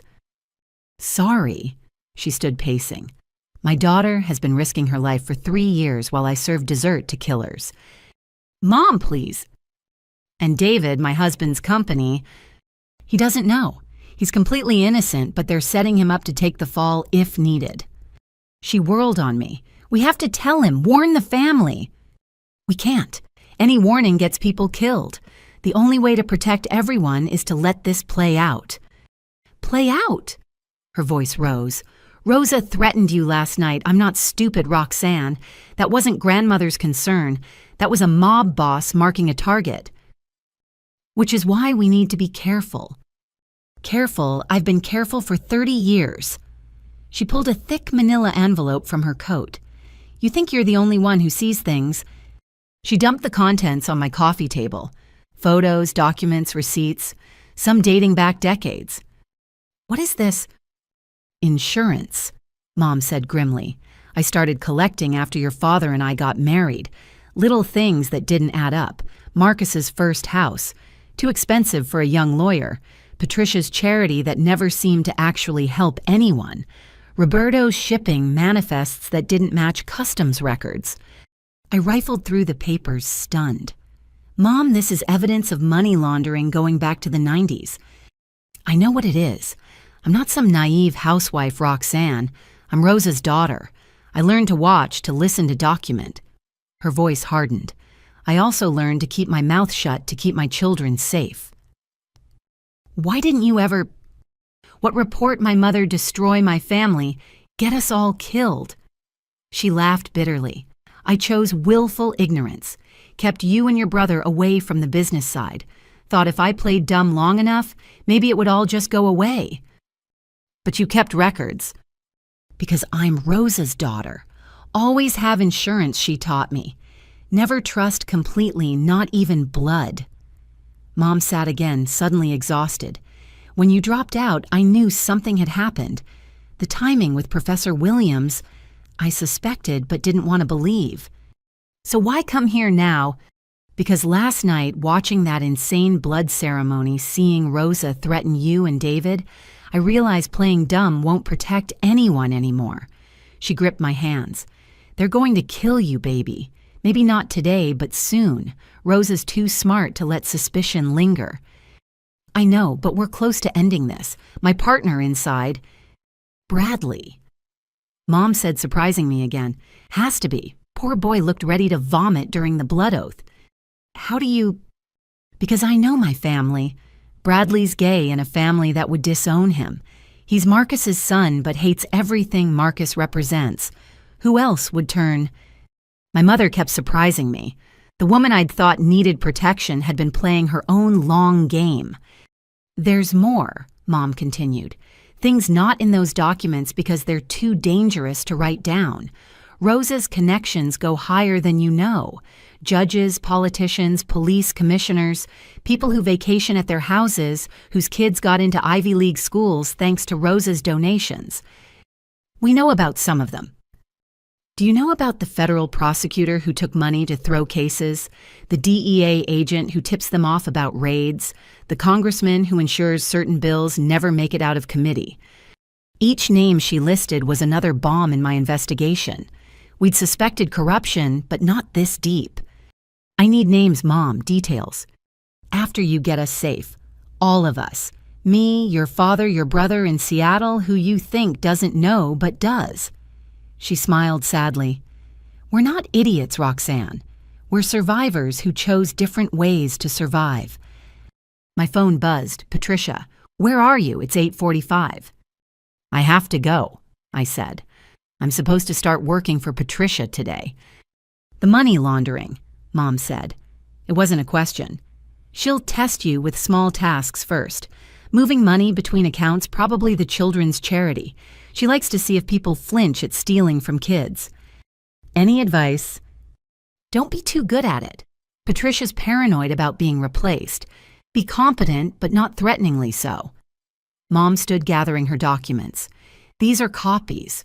Originals are in a safety deposit box your father doesn't know about. If something happens to me, nothing will happen. If something happens, she continued firmly, Box 447 at First National on Madison. Keys hidden in your old music box at home, the one that plays Claire de Lune. She pulled me into a fierce hug. I'm proud of you. Terrified, furious at the lies, but proud. You're doing what I never had the courage to do. Mom, go. Patricia hates tardiness.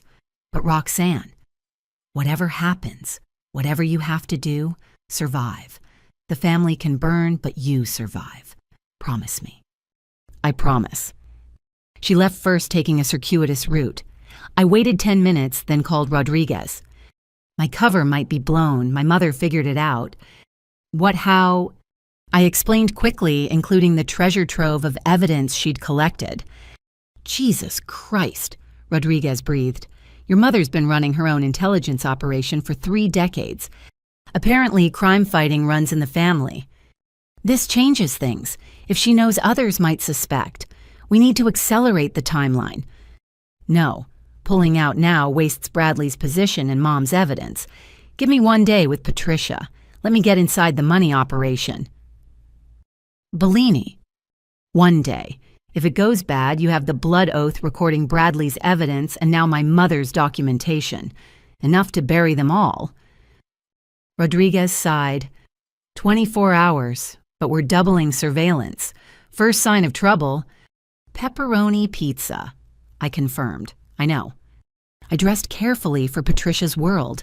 Business casual that suggested ambition without threatening her designer supremacy. The wire, when in place, tested twice. The ceramic knife in my boot felt heavier today. Patricia's office occupied the top floor of a Michigan Avenue high-rise, all glass and chrome and stolen money. The Torino Foundation's mission statement dominated one wall, bringing hope to Chicago's children. You're late, Patricia said without looking up from her Mac. Traffic, sorry, Aunt Patricia. In this office, it's Ms. Torino. Professional boundaries matter. She finally looked at me, taking in my outfit with obvious disdain. Better than retail wear, I suppose. Sit. I took the chair across from her massive desk, noting the exit's windows' potential weapons. Patricia's assistant, a nervous young man named Kevin, brought coffee without being asked. "Let's be clear," Patricia began. "I don't want you here. This is Rosa's idea. But since you're here, you'll be useful or you'll be gone. Understand?" "Yes, Ms. Torino." "Good. First lesson. Charity is the perfect business. People give money expecting nothing back but feelings. We provide those feelings while keeping the money. Everyone wins." She turned her screen toward me, showing spreadsheets that might as well have been written in blood. Donations and expenditures out, but the math didn't add up.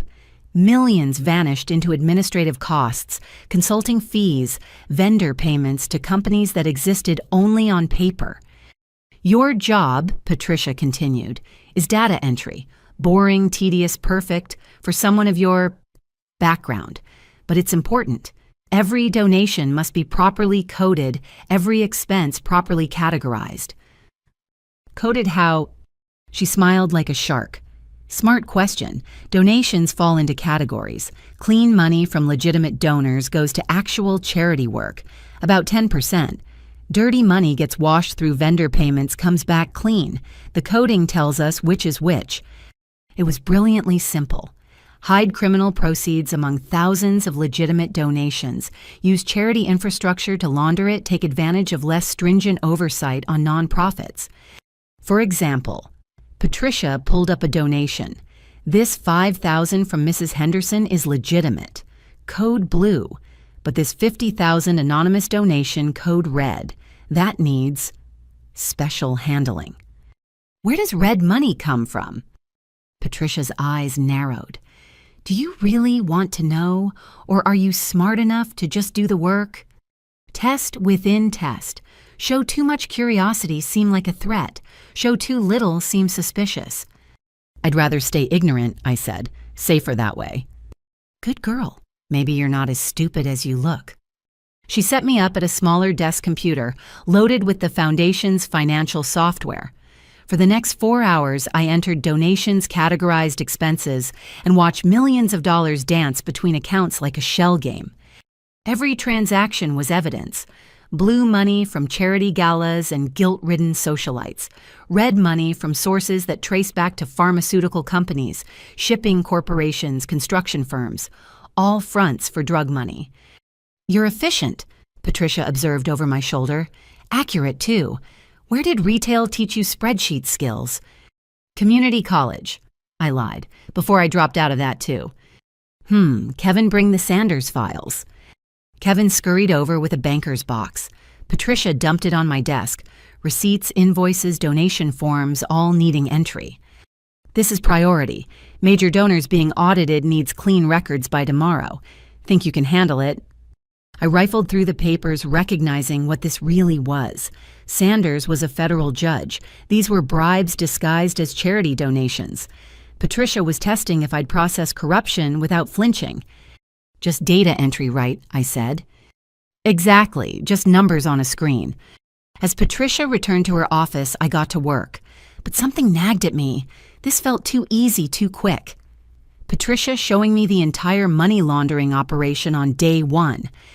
My phone buzzed. Unknown number, but the message made my blood freeze. "Check your email, Sebral B." I opened my personal email on my phone, finding a video file from Bradley's anonymous account. The timestamp showed 4 a.m. this morning.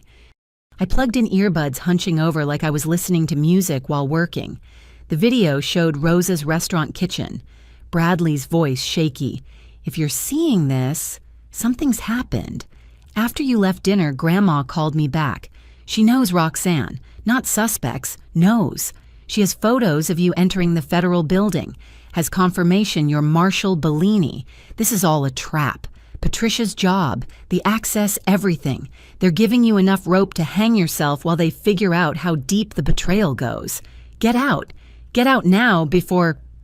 The video cut off. I looked up to find Patricia watching me from her doorway cell phone in hand. Problem with the data? She asked sweetly. No, I managed. Just checking a personal email. Personal business on company time, tisk. Though I suppose you're used to different standards in retail. She glided back into her office, but I caught her reflection in the window. She was texting rapidly, urgently. I forced myself to keep working, mind racing.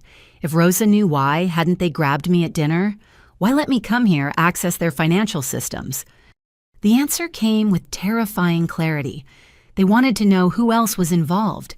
Every transaction I touched, every file I accessed was being monitored. They were mapping my investigation through my actions. My earpiece crackled. Phoenix were reading elevated stress indicators, status. I couldn't respond without blowing cover completely. Instead, I typed a donation entry with specific numbers, 911505, emergency SOS. Copy that. Extraction teams moving to position. Give us the word. But I couldn't. Not yet. If I ran now, Bradley's cover was blown. Mom's evidence would be worthless without corroboration. Everything we'd built would crumble. I kept working, playing the oblivious fool while my mind calculated odds. Patricia made occasional comments probing for reactions. Kevin brought more files, each one seeming more damning than the last. Then at 2 p.m., Rosa walked in. She shouldn't have been able to. 78 years old, supposedly ill, but she moved through Patricia's office like she owned it, which she did. Nonna, I said, standing. I didn't expect... Sit, she commanded. Don't let me interrupt your con education. She pulled a chair next to mine close enough that I could smell her perfume mixed with garlic from the restaurant. Her weathered hand covered mine on the mouse. Show me what you're working on. I walked her through the Sanders files, voice steady despite everything. Rosa nodded along, occasionally asking questions that seemed innocent but probed deeper. Such detail, she mused. Patricia says you're a natural. Clean work, efficient, no questions asked. Ideal employee. I try, Nonna. Yes, you try very hard at many things.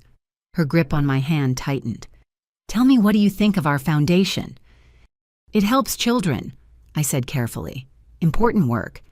Important work, she repeated, like the work federal marshals do. The office went silent. Patricia stood in her doorway. Kevin had vanished. Somewhere in the building, Sal and his men were certainly positioned. I don't understand, I said. No, then, let me explain.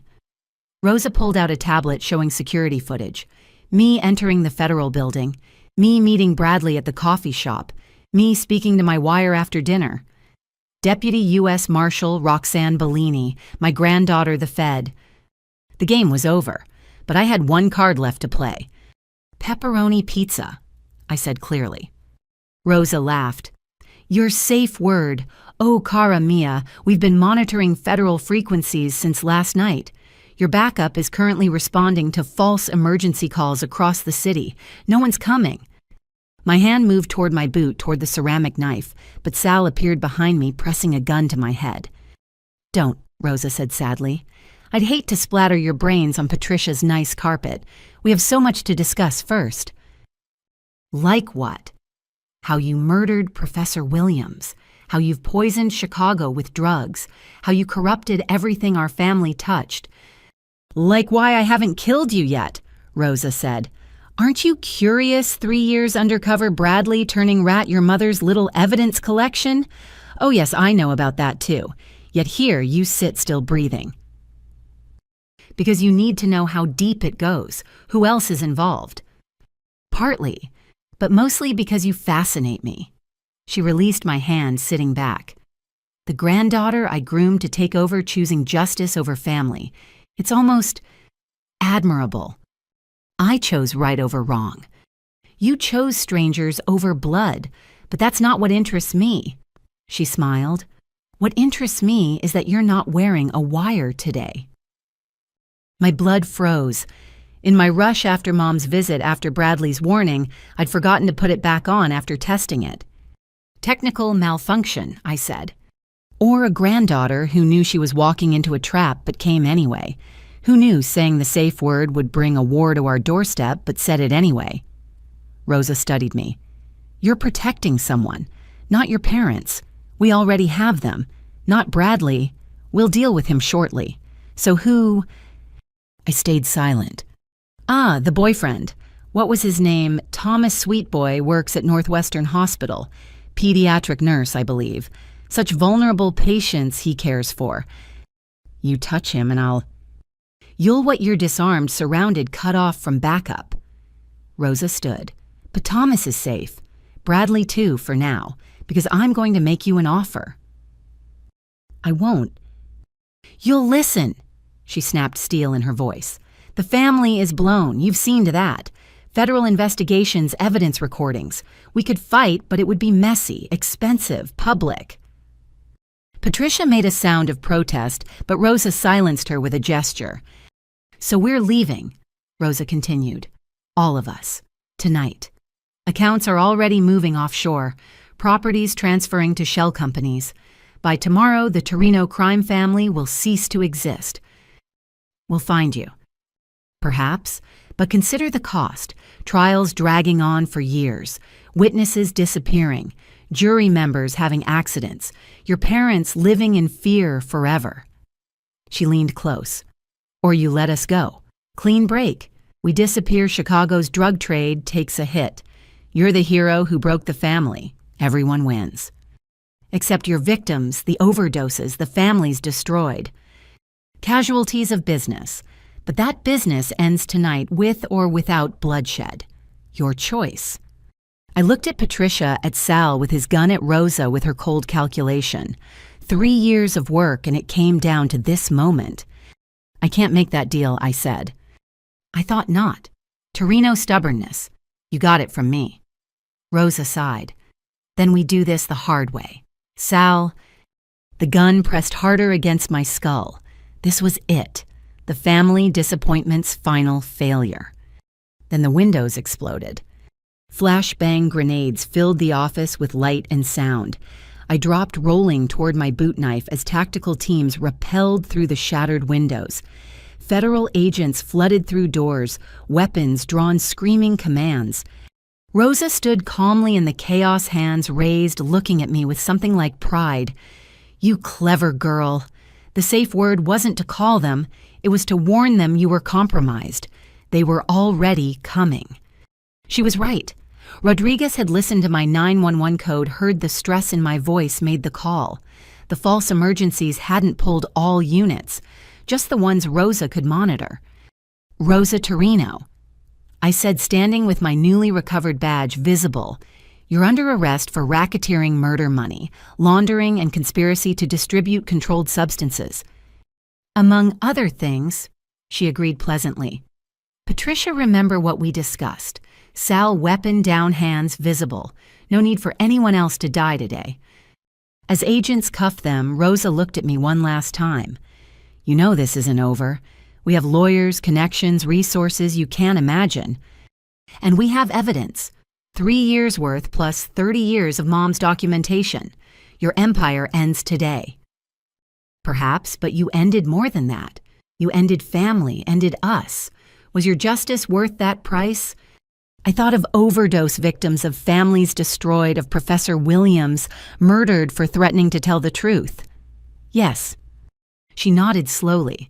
Then you really are my granddaughter. I'd have made the same choice, reversed positions. Cold comfort, but comfort nonetheless. They led her away, this elderly woman who'd built an empire on blood and suffering. Patricia went quietly, already calculating legal strategies. Sal surrendered his weapons with professional calm. Bellini Rodriguez appeared beside me, outstanding work, though cutting it close on the wire malfunction. Yeah, about that.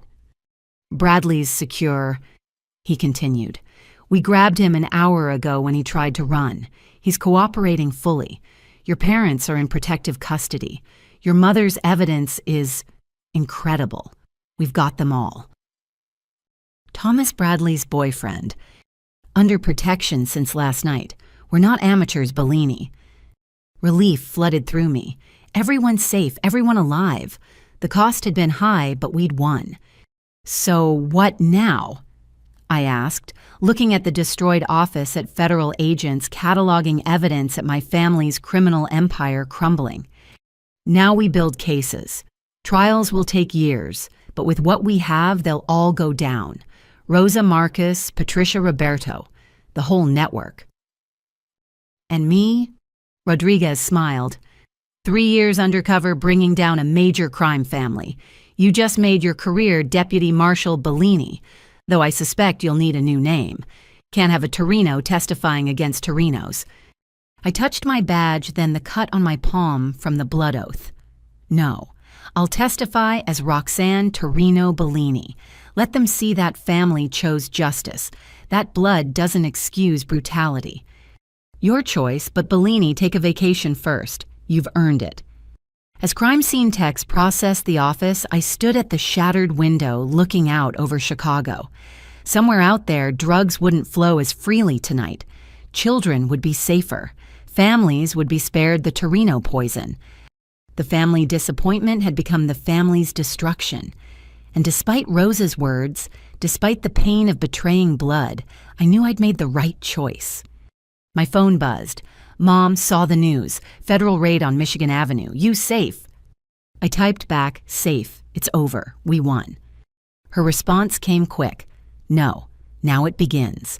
Trial's testimony rebuilding. But we'll face it together. Family, the real kind, survives. She was right. I'd destroyed the Torino crime family, but the Bellini family remained. Scarred, complicated, but honest. That was worth more than all of Rosa's empire. The sun set over Chicago, painting the sky red like blood, like wine, like the promise of a new dawn. Tomorrow would bring questions, recriminations, the long path of justice. But tonight, Deputy U.S. Marshal Roxanne Bellini stood tall, badge bright, finally free of the family legacy that had tried to claim her. The dropout had graduated to something far more important than any law degree. She'd graduated to justice. 6 months later, I sat in a federal courthouse bathroom stall trying not to vomit. Today was Marcus's preliminary hearing, and I was the star witness. The woman in the mirror looked different. Professional suit instead of retail discount, confident posture instead of studied failure. But inside, I was still the niece about to testify against the uncle who'd called me worthless. Bellini, you good. Marshal Thompson knocked on the door. Just need a minute. Rodriguez wants you in the prep room. Bradley's getting nervous. Bradley. My former conspiracy partner turned state's witness, now preparing to testify against his own father. We'd become close through the trial preparation. Trauma bonding, the prosecutors called it. I called it survival. I found him in the witness room, impeccably dressed, but pale as paper. Thomas sat beside him, holding his hand despite the armed guard's presence. How do you do it? Bradley asked when he saw me. Face them every hearing, every deposition, knowing they want us dead. I remember why we're doing this, I said, sitting across from them. Every pill that doesn't kill someone. Every family that doesn't lose a child to fentanyl.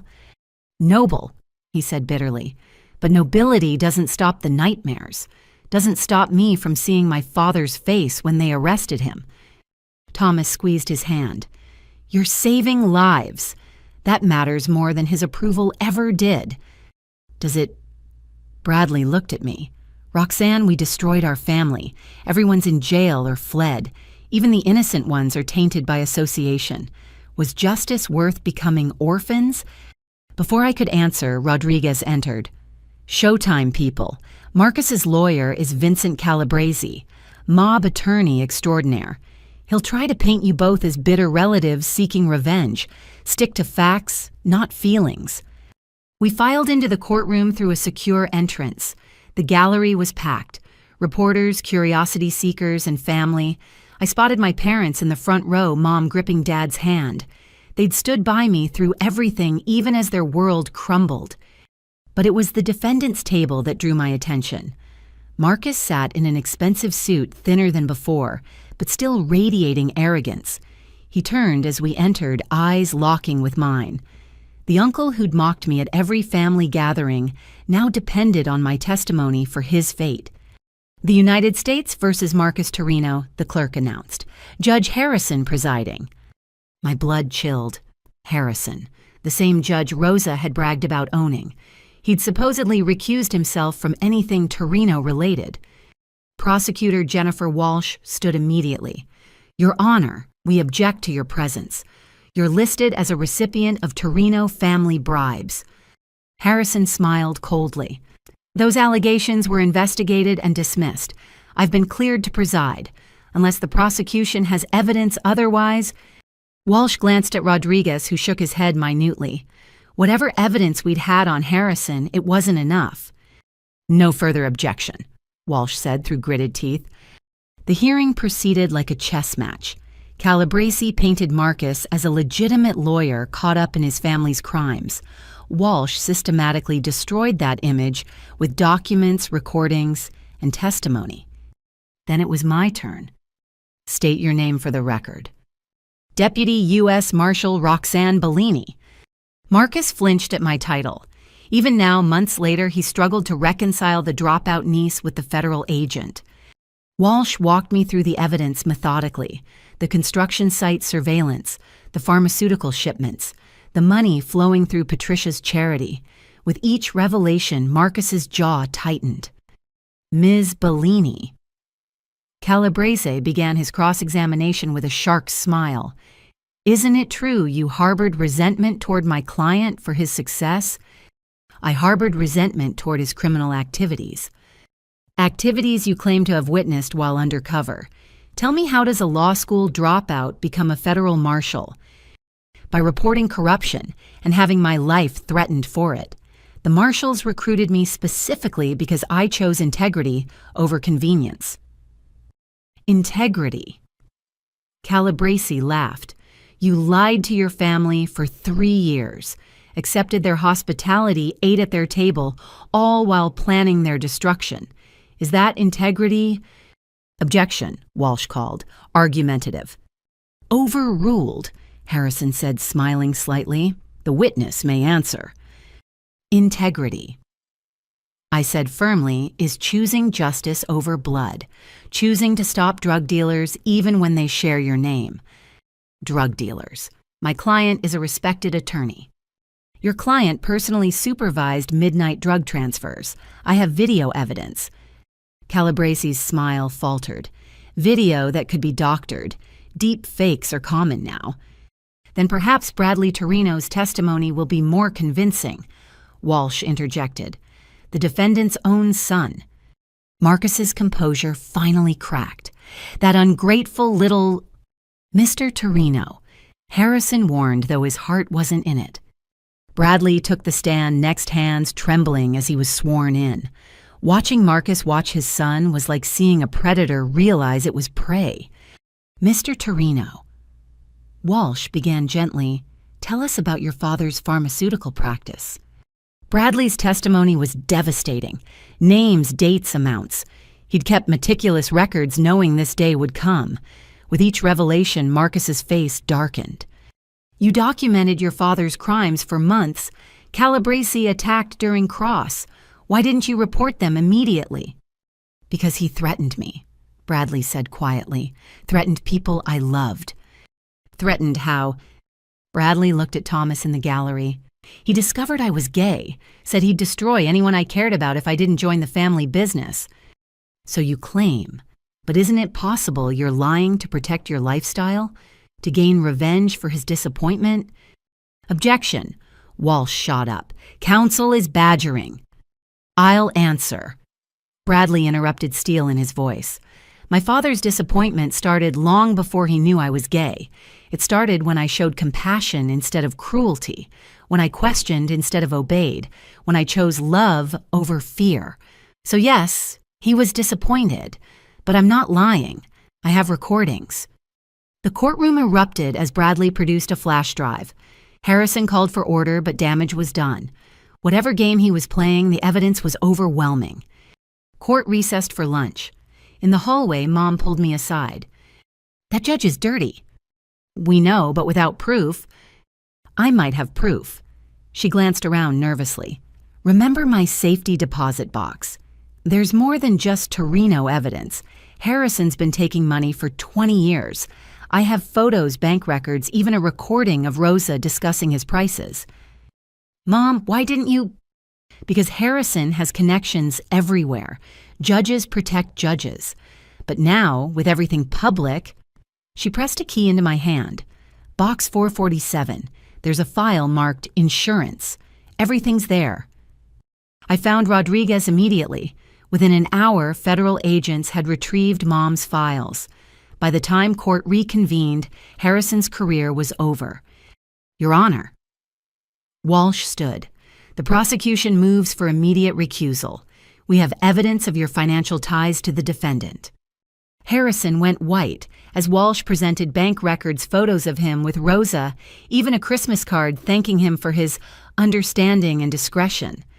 This is preposterous, Harrison began. This is criminal, Walsh corrected. Federal marshals are waiting outside to escort you to processing. The courtroom exploded. Reporters scrambled for phones. Marcus laughed bitterly. Even facing life in prison, he enjoyed watching another hypocrite fall.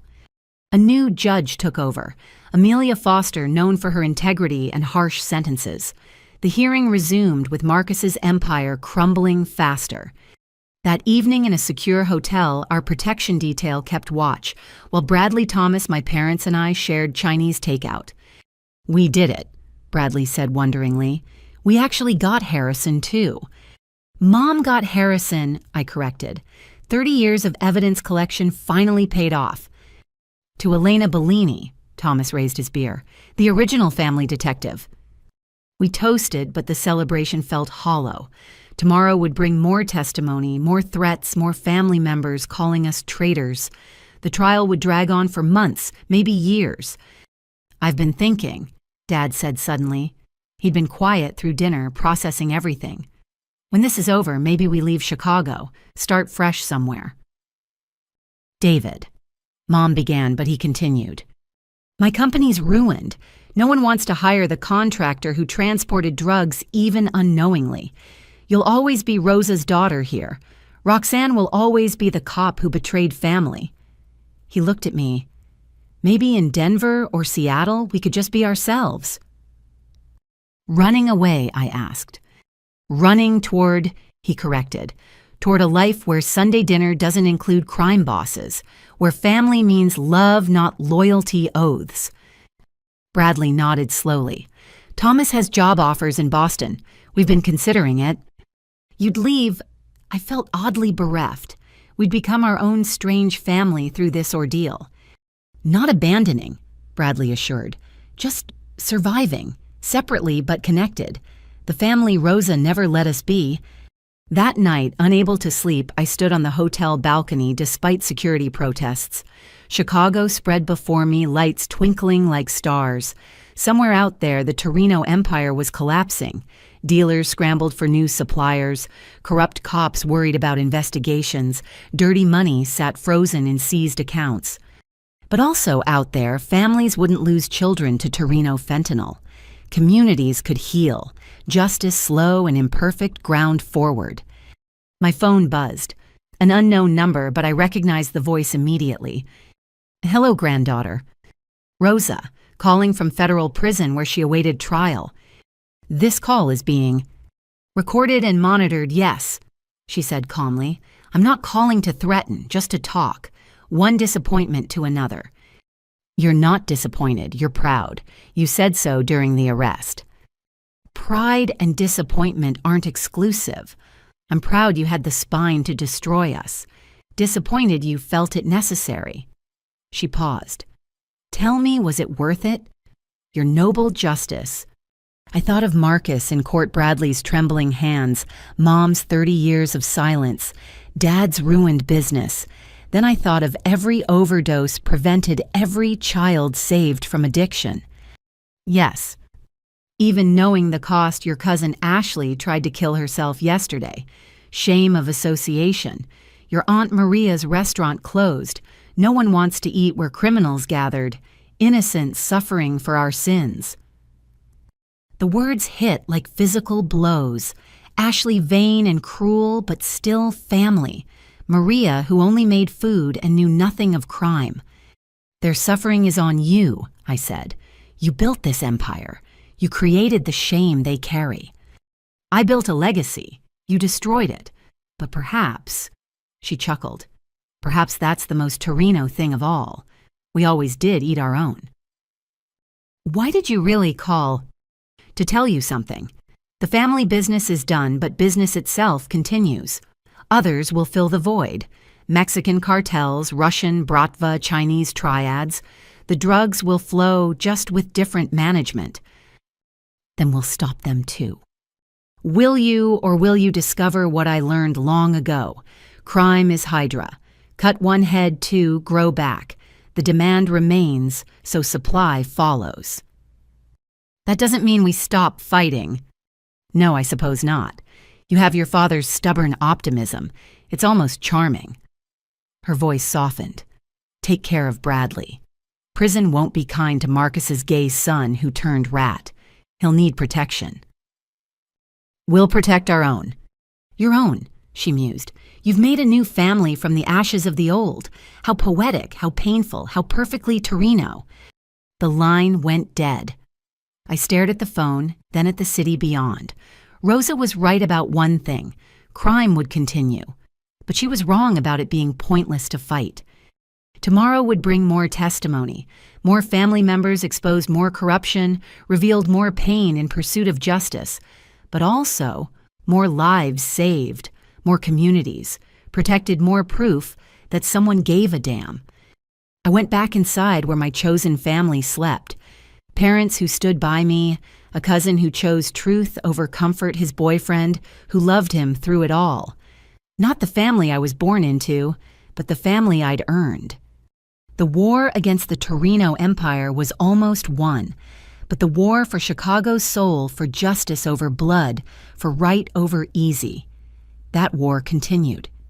And Deputy U.S. Marshal Roxanne Bellini would be on the front lines badge shining, surrounded by the family that mattered, those who chose justice too. The dropout had become the law, and the law, unlike blood, was incorruptible. The safe house felt more like a prison after 8 months of trial preparation. I stared at my laptop screen, reviewing testimony for the dozenth time when Marshal Thompson burst through the door. "We have a problem," he announced, rain dripping from his coat. "Sal Dinetti's dead." I shot to my feet. What, he was in solitary? Poisoned. Someone got to his food. Professional hit made to look like an allergic reaction. Thompson's face was grim. But that's not the worst part. He left a note. He handed me an evidence bag containing a single piece of paper. Sal's shaky handwriting spelled out my doom. The rat marshal has been feeding Rosa information all along. Check her visitor logs. This is insane, I said, blood running cold. I've never visited Rosa. I've had no contact. I know that. Rodriguez knows that. But Internal Affairs doesn't. Thompson slumped into a chair. Someone's doctored the federal prison visitor records. Shows you visiting Rosa 12 times over the past 6 months. That's impossible. I've been under protection. The logs show you using your marshal credentials to bypass normal channels. Late-night visits, no recordings guard, conveniently absent. He met my eyes. Someone's setting you up and they're doing a hell of a job. My phone rang. Rodriguez. Bellini don't come to the courthouse today. IA is here with a warrant. They want to bring you in for questioning. Sir, I haven't... I know. But until we can prove these records are fake, you're suspended. Thompson will escort you to IA headquarters. The world tilted. 3 years undercover, months of testimony, and now I was the suspect. There's more, Rodriguez continued. They found $50,000 in cash in a safety deposit box under your mother's maiden name. Same bank where Bradley kept his evidence. The timing's suspicious as hell. Someone was playing chess while we'd been playing checkers. Every move calculated to destroy my credibility before the biggest trial in Chicago history. At IA headquarters, Agent Sarah Chen laid out the evidence with clinical precision. Visitor logs, financial records, even security footage that somehow showed someone matching my description entering the prison. Explain this, Chen demanded, sliding photos across the table. The woman in the grainy images could have been me. Same height, similar build face, obscured by shadows and angles. Whoever had planned this understood federal systems intimately. Deep fake technology, I said. Or a body double. Check the metadata. We did. Everything's clean. Timestamps match facial recognition, gives a 70% match to you. Chen leaned forward. Here's what I think happened. You got in deep with the Torinos, started sympathizing. Stockholm Syndrome. Rosa offered you money to keep her informed, maybe promised to spare your parents. Are you seriously suggesting I betrayed everything for $50,000? People have turned for less, and you had access to every aspect of the investigation. Rosa, knowing our moves, would explain why some raids came up empty, why certain witnesses disappeared before we could protect them. My mind raced, piecing together the trap. This is exactly what Rosa wants. Discredit me before I testify, throw the whole case into doubt. Or you're dirty and got caught, Chen interrupted. Bradley Torinos agreed to take a polygraph about your involvement. Says he noticed suspicious behavior but was too scared to report it. What? The betrayal hit like a physical blow. Bradley would never. He's in interrogation room 3 right now. Want to watch? Through the one-way mirror, I saw Bradley hooked to a polygraph machine. He looked terrible. Hollow eyes, trembling hands. The examiner asked baseline questions, then got to the point. Did Marshal Bellini ever say anything suggesting sympathy for Rosa Torino? Yes, Bradley answered, voice flat. Did she ever seem to know information she shouldn't have? Yes. Do you believe she may have been compromised? A long pause. I don't know. Maybe. I wanted to scream, to bang on the glass, to demand he tell the truth. But I saw something the examiner missed. The way Bradley's eyes kept darting to the corner. The specific pattern of his hand trembles. Morse code tapped against his thigh. THEYHAVETHOMAS. They had his boyfriend. Bradley wasn't betraying me. He was trying to save the man he loved. I need to make a call. I told Chen. You're not calling anyone until... They have Thomas Parker, Bradley's boyfriend. He's tapping code. Check the video. Chen frowned but reviewed the footage. Her expression shifted as she recognized the pattern. Son of a bitch. Martinez, get a team to Parker's apartment now. Too late. The team found Thomas's apartment, empty, signs of struggle, blood on the floor. A note on the kitchen table. The marshal's testimony dies, or the nurse does. You have 24 hours. This changes things, Chen admitted, but not everything. The evidence against you was planted by someone with inside knowledge. I finished. Think about it. Who knew about my mother's maiden name, who had access to prison visitor systems, who could doctor footage that well. You're suggesting someone in law enforcement is working for the Torinos. I'm suggesting Rosa's reach goes deeper than we knew. She called me from prison, told me the business would continue with new management. What if she was telling me her succession plan was already in motion? Chen's phone rang. She listened, face paling. There's been an incident at the courthouse. Judge Foster's in the hospital. Car accident on the way to court. Hit and run. The chess pieces were falling fast. First discredit me, then kidnap Thomas to control Bradley, now remove the clean judge. Someone was systematically destroying the prosecution's case. We need to find Thomas, I said urgently. If Bradley recants his testimony under duress, we need to clear you first, Chen corrected. Until these allegations are resolved, you're a liability. Then let me help resolve them. I know the Torino operations better than anyone. I can find Thomas. Chen studied me for a long moment. Rodriguez vouched for you. Says you're the cleanest cop he's ever worked with. But IA can't ignore evidence. Then don't ignore it. Follow it. Those visitor logs. Check which guard was supposedly absent during my visits. Check who had access to the systems. Someone left digital fingerprints. She nodded slowly. You get one chance. Thompson will shadow you. Any sign you're dirty. I'm not dirty. I'm being framed by someone who wants the Torino Empire to survive. Back at the safe house, I dove into the prison's digital systems with Thompson watching. The visitor logs were expertly altered but not perfect. Timestamps showed updates from a terminal that should have been offline during those hours. There, I pointed at the screen. That terminal is in the prison's administrative wing. Only senior staff have access. So we're looking at a high-level correctional officer or someone with their credentials. I pulled up staff records cross-referencing with the mysterious updates. One name kept appearing: Deputy Warden Patricia Reeves. Thompson whistled low. Reeves has been there 15 years. Spotless record.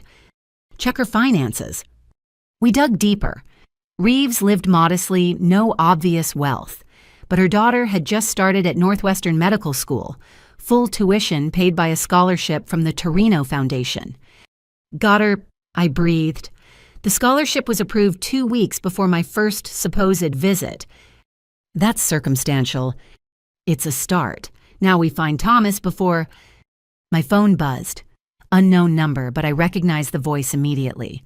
Marcus calling from Federal Holding. Niece, he said smoothly. Enjoying your taste of injustice. How does it feel to be presumed guilty? Where's Thomas? Safe, for now. But his safety depends on your cooperation. Recant your testimony. Admit you fabricated evidence for career advancement. Take responsibility for the investigation's overreach. Go to hell, Marcus. I'm probably heading there anyway, but I won't go alone. You have 20 hours left. Thomas is diabetic, isn't he?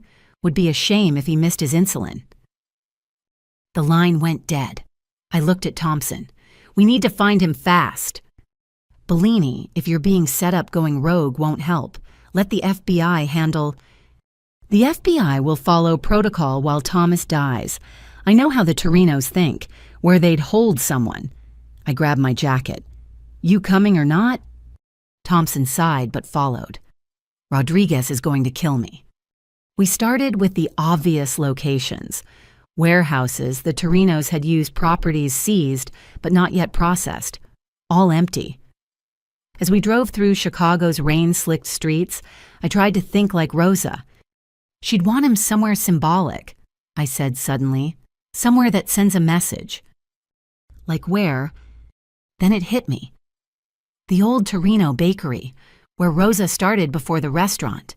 It's been closed for years, but the family still owns it. The bakery sat in an industrial district looking abandoned, but fresh tire tracks in the mud suggested recent visitors. Thompson called for backup while I studied the building. 6 entrances, I noted. They'll expect us at the main door, but there's an old delivery tunnel from Prohibition days. My grandfather used to tell stories about it.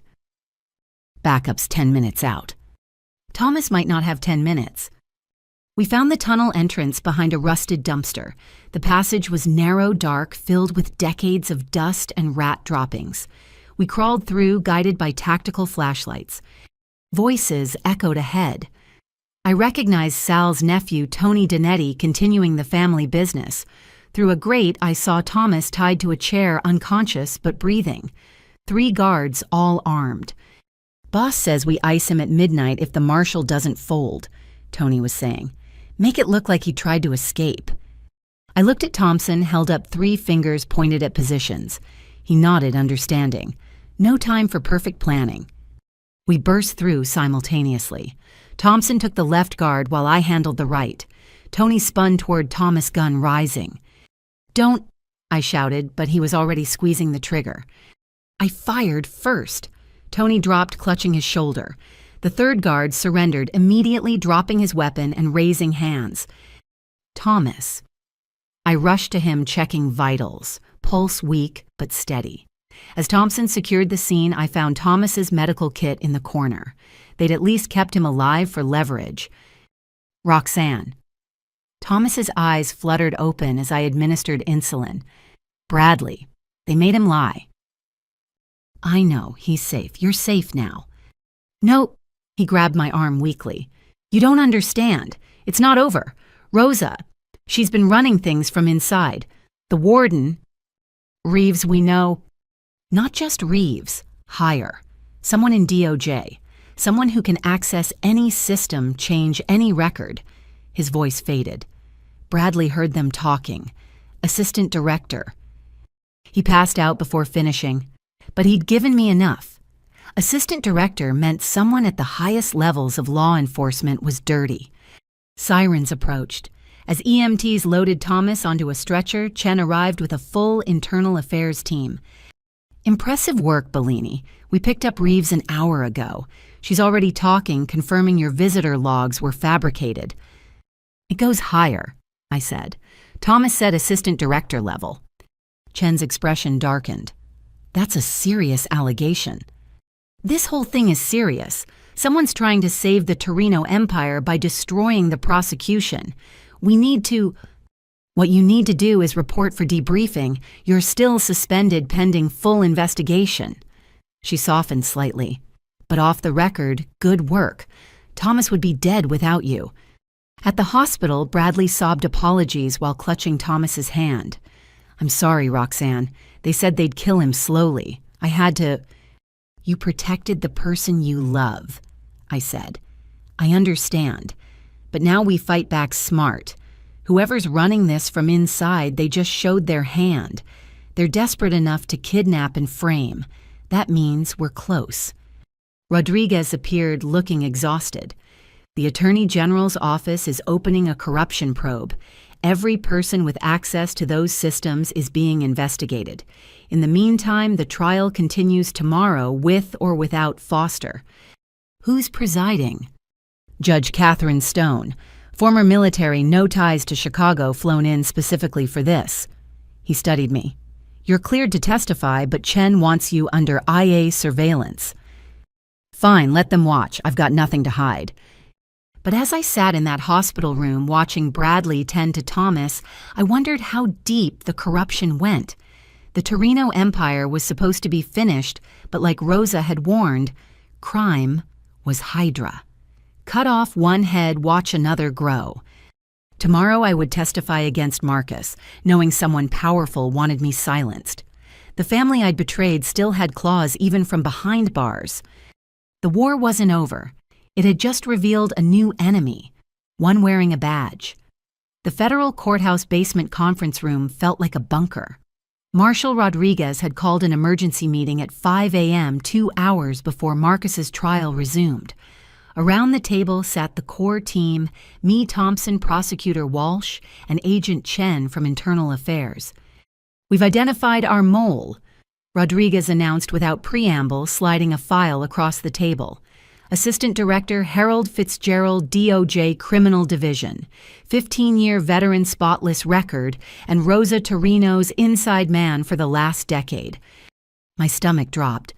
Fitzgerald had oversight of major organized crime cases. He'd had access to everything. Evidence, Walsh asked, already calculating how this would impact her case. Thomas Parker recorded partial conversations while captive. Bradley Torino provided financial records he'd hidden showing payments to Fitzgerald through shell companies. And Rodriguez paused. Fitzgerald's son died of an overdose 5 years ago. Fentanyl-laced heroin. You're saying he's working for the people who killed his son? Thompson asked, incredulous. We're saying grief makes people do incomprehensible things, Chen explained. Rosa apparently convinced him the real villains were the Mexican cartels. She promised to help him get revenge if he helped her maintain control of Chicago's drug trade. Classic Rosa, I muttered. Find someone's weakness twisted into loyalty. The question now, Walsh interjected, is how much Fitzgerald compromised? Which witnesses did he expose? Which safe houses did he burn? How many cases are tainted? Rodriguez's expression was grim. We have to assume everything. Every witness location, every piece of evidence, every strategy we've discussed in official channels. So we're flying blind into the biggest trial of the decade, I asked. Not blind, just careful. Rodriguez turned to me. Bellini, you testify in 3 hours. Fitzgerald doesn't know we've identified him. We're going to use that. I'm bait. You're a federal marshal who understands the stakes. Fitzgerald will make a move. Has to with trial resuming. When he does, we'll be ready. Walsh gathered her papers. I need to prepare for this. If Fitzgerald's been feeding information to the defense, Calabrese knows our entire strategy. As the meeting dispersed, Chen pulled me aside. There's something else. We've been monitoring Rosa's communications from prison. She made a call last night to a burner phone. One sentence before hanging up. The package arrives today. Package could mean anything. Weapons, drugs, a hit squad. Or documents. Fitzgerald had access to sealed FBI files on other crime families. What if Rosa's planning to expose corrupt officials in rival organizations, create chaos while she rebuilds? The implications were staggering. If Rosa had FBI intelligence on other crime families, she could start a war from her prison cell. We need to warn... I started, but Chen shook her head. Already in motion. Every major crime family in Chicago is being notified through back channels. If they have dirty cops, they'll handle it internally. Street justice. Sometimes that's the only kind that works. Chen's phone buzzed. Fitzgerald just entered the building. He's heading for the U.S. Attorney's office, probably trying to access the prosecution's final witness list. Let me guess, I'm on that list.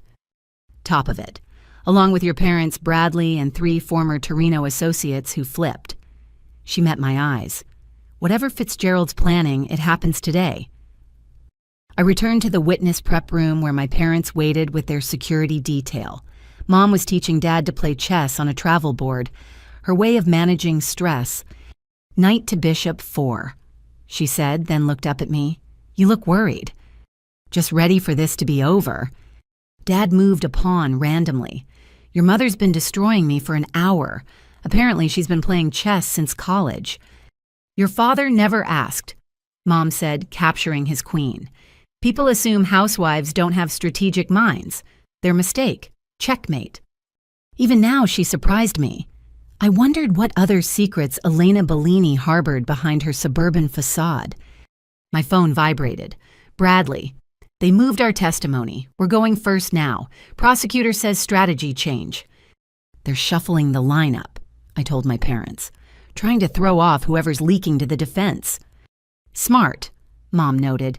In chess, when your opponent knows your moves, you change the game. An hour later, we filed into the courtroom through a secure entrance. Judge Stone presided with military bearing, her eyes scanning for any disruption. The gallery was packed but orderly. Marcus sat at the defense table, orange jumpsuit, replacing his designer suits, but his arrogance remained intact. Bradley took the stand first. His testimony was devastating. Dates, times, amounts, names. But Calabrese was ready with a counterattack that proved inside information. Mr. Torino, isn't it true you suffer from anxiety disorder, that you've been prescribed Xanax, Klonopin, and other medications that can cause memory issues? Bradley's face went white. Those medical records were sealed. Yes, but that doesn't... And isn't it true you were hospitalized for a psychotic break 2 years ago, that you believed your family was trying to poison you? That was a reaction to medication, not psychosis. But you did make those accusations, told doctors your grandmother was putting substances in your food. Walsh objected furiously, but damage was done. Fitzgerald had fed them Bradley's confidential medical history, painting him as unstable. When my turn came, I was ready for war. State your name for the record. Deputy U.S. Marshal Roxanne Bellini. Ms. Bellini, Calabrese began immediately. Is it true you're currently under investigation by Internal Affairs? Walsh shot up. Objection relevance. Goes to credibility. Calabrese smiled. I'll allow it, Stone ruled. But tread carefully, counselor. Yes, I answered. IA investigated false allegations that have since been disproven. False allegations. Like the false allegations you made against Professor Williams before dropping out of law school. Williams was taking bribes. He was murdered before he could be prosecuted. Allegedly murdered. No one was ever charged. Calabrese circled like a shark. You seem to see corruption everywhere, Marshal. In your professors, your family, even fellow law enforcement. Classic paranoid pattern, wouldn't you say? I see corruption where it exists, like in your client who personally supervised drug shipments that killed teenagers across Chicago. Allegedly supervised, based on grainy footage and the testimony of a medicated cousin and a paranoid dropout? Objection, Walsh interrupted. Sustained. Counselor, no more characterizations. But Calabresi wasn't done. Marshal Bellini, have you ever taken money from the Torino family? They paid for dinners sometimes. That's not what I asked. Have you ever received cash payments from Rosa Torino? A trap. The $50,000 planted in the safety deposit box. If I denied it and they had proof, I'd perjure myself. If I admitted it without context, I'd look corrupt. Money was placed in an account under my mother's name without my knowledge as part of a frame job. It's been seized as evidence of obstruction. So, money connected to you appeared mysteriously. How convenient. Just like evidence against my client appeared mysteriously. Your client left a trail of bodies and drugs across Chicago. Nothing mysterious about that. Calabresi smiled coldly. Speaking of bodies, let's discuss Thomas Parker. Objection, Walsh called. Mr. Parker is a victim, not... Mr. Parker was allegedly kidnapped, then conveniently rescued by Marshal Bellini, almost like she knew where to find him. The implication hung heavy, that I'd staged the kidnapping to boost my credibility. Before I could respond, a commotion erupted in the gallery. Gun, someone screamed. Chaos exploded. A man in a courier uniform had stood up, weapon emerging from a package. Security reacted instantly, but not fast enough. The gun swung toward the witness stand, toward me. Time slowed. I saw the muzzle flash, heard the shot, felt the impact as Marshal Thompson slammed into me from the side. We hit the floor hard as more shots erupted. Screams, breaking glass, the sharp crack of return fire from court security. When the smoke cleared, the fake courier was down, bleeding from multiple wounds.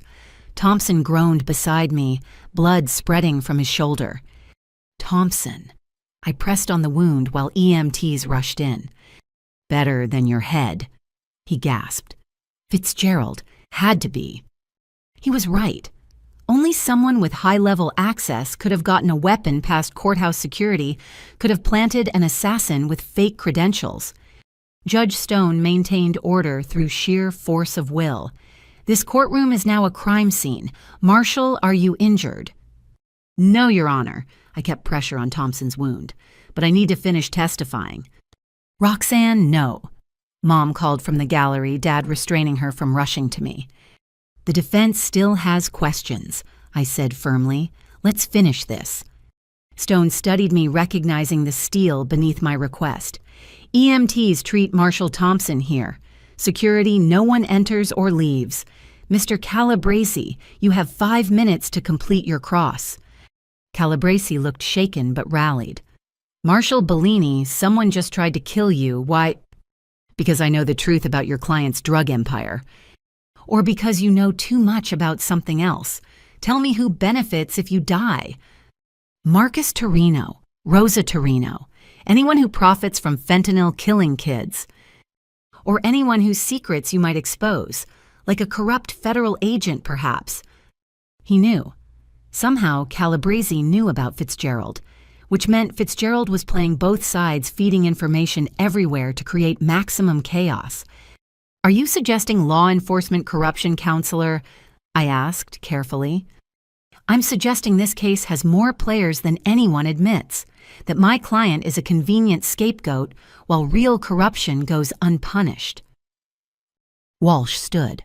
Objection, counsel is testifying. An explosion rocked the building, not in the courtroom, somewhere below. The lights flickered, emergency alarms blared. Through the windows, smoke billowed from the courthouse's parking garage. Everyone remain calm. Stone commanded even as security radios crackled with reports of multiple breaches. Rodriguez burst through the secure door. We need to evacuate the witness, now. Fitzgerald's gone rogue. He's got a team hitting the courthouse. Like hell, I said. I'm finishing my testimony. Bellini, that's an order. With respect, sir, if I run now, they win. Every juror will think I have something to hide. The case dies. Judge Stone made the call. Seal the courtroom. U.S. Marshals secure all entrances. We continue. What followed was the strangest legal proceeding in Chicago history. As SWAT teams battled Fitzgerald's mercenaries 3 floors below, I testified about Marcus's crimes. Smoke drifted past windows while I detailed drug shipments. Distant gunfire punctuated my descriptions of money laundering. Did you see Marcus Torino personally handle narcotics? Calabrese asked, voice strained as an explosion shook the building. I saw him supervise transfers of pharmaceutical crates containing fentanyl. I have video evidence. The lights cut out. Emergency lighting cast everything in red. In that hellish glow, Marcus finally broke. Enough! He stood ignoring his lawyers, grabbing hands. You want truth, Roxanne, truth? Is you destroyed a beautiful thing. 3 generations of power, respect, control, gone because you couldn't accept your place. Mr. Torino, sit down, Stone commanded. We own this city, Marcus continued. Judges, cops, politicians, all ours. And you ungrateful bitch, you threw it away for what, a badge, a pathetic need for daddy's approval. I threw it away to save lives, I said steadily. Lives. Marcus laughed wildly. You know how many people will die in the power vacuum we leave. The cartels will slaughter each other for territory. The Russians will move in. The streets will run with blood, and it's your fault. No. I stood too, facing him across the chaos. It's your fault, yours and Rosa's. You chose crime. You chose murder. You chose to poison our family with greed and violence. We chose strength. We chose... A window shattered. A smoke grenade rolled across the floor, filling the room with thick gray clouds. In the confusion, I heard Rodriguez shouting orders, Mom screaming my name, the sharp crack of a judge's gavel trying to restore order to hell. When the smoke cleared, Marcus was on the floor, Calabrese restraining him. Blood ran from his nose. He'd tried to charge me and met a lawyer's fist instead. Your Honor. Walsh said, voice steady. Despite the insanity, the prosecution rests. Stone looked around her destroyed courtroom. Smoke damage, broken windows, blood on the floor, a defendant in restraints. This court is in recess until the building is secured. Marshals maintain custody of all parties. As they led Marcus away, he stared at me with pure hatred. This isn't over. The family remembers. The family always remembers. The family is finished, I replied. But even as I said it, watching Thompson loaded onto a gurney, hearing reports of dead officers below, I wondered if anything was ever truly finished. Rosa had warned me. Cut off, one head too, grow back. In the secured witness room afterward, Rodriguez delivered the news. Fitzgerald's dead. Chose suicide over capture. But his team got away with something from evidence lockup. What did they take? The Torino financial records, all of them, physical and digital copies. He looked exhausted. Without those, the money laundering charges get harder to prove. But we have testimony from a paranoid marshal and an unstable cousin. Calabrese shredded credibility like it was his job, which I guess it was. Chen entered, face grim. It gets worse. Rosa Torino was just diagnosed with terminal cancer. 6 months to live, maybe less. She's petitioning for compassionate release. The hits kept coming. Our case was wounded, our evidence compromised, our star witnesses discredited. And somewhere out there, Fitzgerald's mercenaries had the Torino financial records, either to destroy them or sell them back to Rosa. So what do? I asked. Rodriguez smiled grimly. We do what cops do. We adapt. We survive. We find another way. Because you were right about one thing, Bellini. This isn't over. Through the broken courthouse windows, Chicago sprawled before us, unaware that its underworld had just shifted. The Torino Empire was wounded but not dead. New players would emerge from the shadows. The game would continue with different pieces. But so would we. Badge bent, but not broken purpose clear despite the smoke. The family war had become a city war, and I was just getting started. The Chicago Tribune headline screamed across the morning edition, "Torino trial shooter identified as rogue federal agent." Below it, a smaller story, "Key evidence missing in mob trial." 3 weeks after the courthouse attack, our case was hemorrhaging credibility. I stood in Rosa's restaurant, now a crime scene draped in yellow tape, watching FBI techs process every inch. We'd gotten a tip that the stolen financial records were hidden here, but after 12 hours of searching, we'd found nothing but old sauce stains and family photos. Bellini. Agent Chen approached holding an evidence bag. "You need to see this." Inside was a photo I'd never seen before me at 8 years old, sitting on Rosa's lap, both of us smiling at the camera. On the back in Rosa's handwriting, "My chosen successor, blood of my blood. She will understand one day." Where was this? Hidden behind the industrial freezer, along with these. Chen produced more photos. Me at various ages, always with Rosa, always during moments I'd forgotten. Birthday parties, Christmas dinners, quiet afternoons in the kitchen.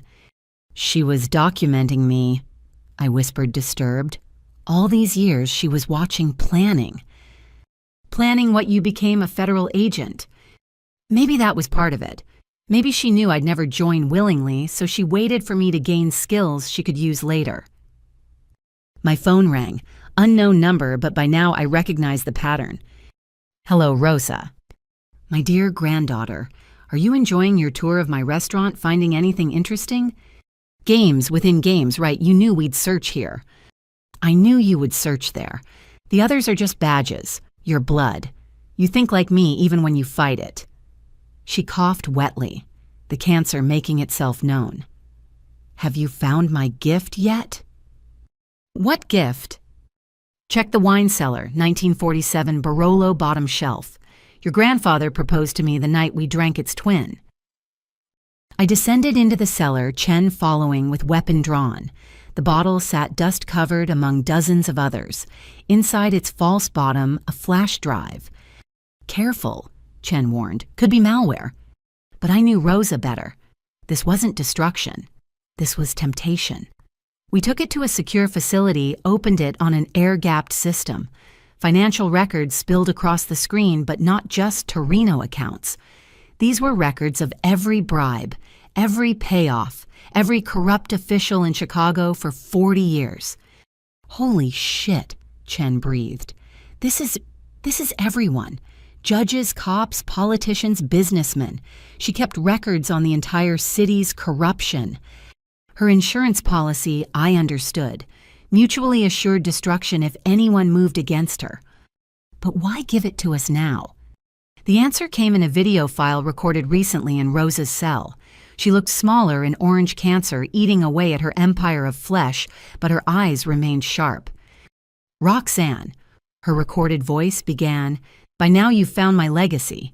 40 years of secrets of knowing which pillars of society were actually termites. You face a choice. Expose it all. Watch Chicago tear itself apart as hundreds of investigations bloom. Or use it wisely, selectively becoming the power behind the throne." She leaned toward the camera. "You think you chose justice over family, no cara mia. You chose to remake the family in your image. Every criminal you arrest creates a vacuum. Someone fills it. Why not someone you control? Why not build a better empire on the bones of mine?" "She's insane," Chen said. But I heard the seductive logic. How many criminals had we arrested only to watch worse ones take their place? How many times had we played by the rules while corruption flourished? With Rosa's files, we could perform surgery on Chicago's underworld instead of amputation. "There's more," Rosa continued. "Marcus knows about the files, others too. They'll come for them for you, unless you make deals, unless you become what I trained you to be, a queen who rules from shadows." The video ended. Chen and I stared at the treasure trove of corruption, both understanding its terrible power. We have to turn this over to DOJ, Chen said, but even she sounded uncertain. Dewey Fitzgerald was DOJ. How many others in these files still wear badges if we dump this publicly? Chicago burns. Hundreds of cases get overturned. Thousands of criminals walk free. So we bury it, pretend we never found it. Or we use it strategically, one corrupt official at a time, surgical strikes instead of carpet bombing. Chen studied me. You're actually considering her offer, becoming the new Rosa. No, but I'm considering reality. This information exists. Pretending it doesn't won't make it disappear. Someone will use it. Why not someone trying to do good? Before she could respond, my phone rang. Rodriguez. Bellini, we have a situation. Bradley Torino's been taken from protective custody. Professional grab team. Thomas is hysterical. When? 20 minutes ago. They left a message, Rosa's files for Bradley's life. The choice was being made for us. I looked at Chen. Still think we should turn it over to DOJ, let Bradley die while bureaucracy processes. Her jaw tightened. What do you have in mind? What I had in mind would have horrified me 6 months ago. But 6 months ago, I believed in clean lines between good and evil. Now I understood Rosa's final lesson. Power doesn't vanish. It only changes hands. First we save Bradley, then we decide who burns. An hour later, I sat in a diner booth across from Vincent Calabresi. The mob lawyer looked uncomfortable outside his courtroom kingdom. Thank you for meeting me, I said. You said it concerned my client's safety, though why I should trust the woman trying to imprison him? Because your client's son has been kidnapped by competitors who want Rosa's files, and you're going to help me get him back. Calabresi laughed. Why would I do that? I slid a single page across the table. His name, his accounts, his bribes documented in Rosa's careful handwriting. His face went pale. Jesus Christ. Wrong savior. I have 40 years of these. Every dirty lawyer, including you. Help me save Bradley or I burn your entire network. This is blackmail. You're supposed to be a federal agent. I am a federal agent. One who's learned that sometimes saving lives requires getting dirty. I leaned forward. Your client's son will die unless we act. You can help or you can explain to Marcus why you let his boy get tortured because you were too proud to work with a cop. Calabresi's hands shook slightly.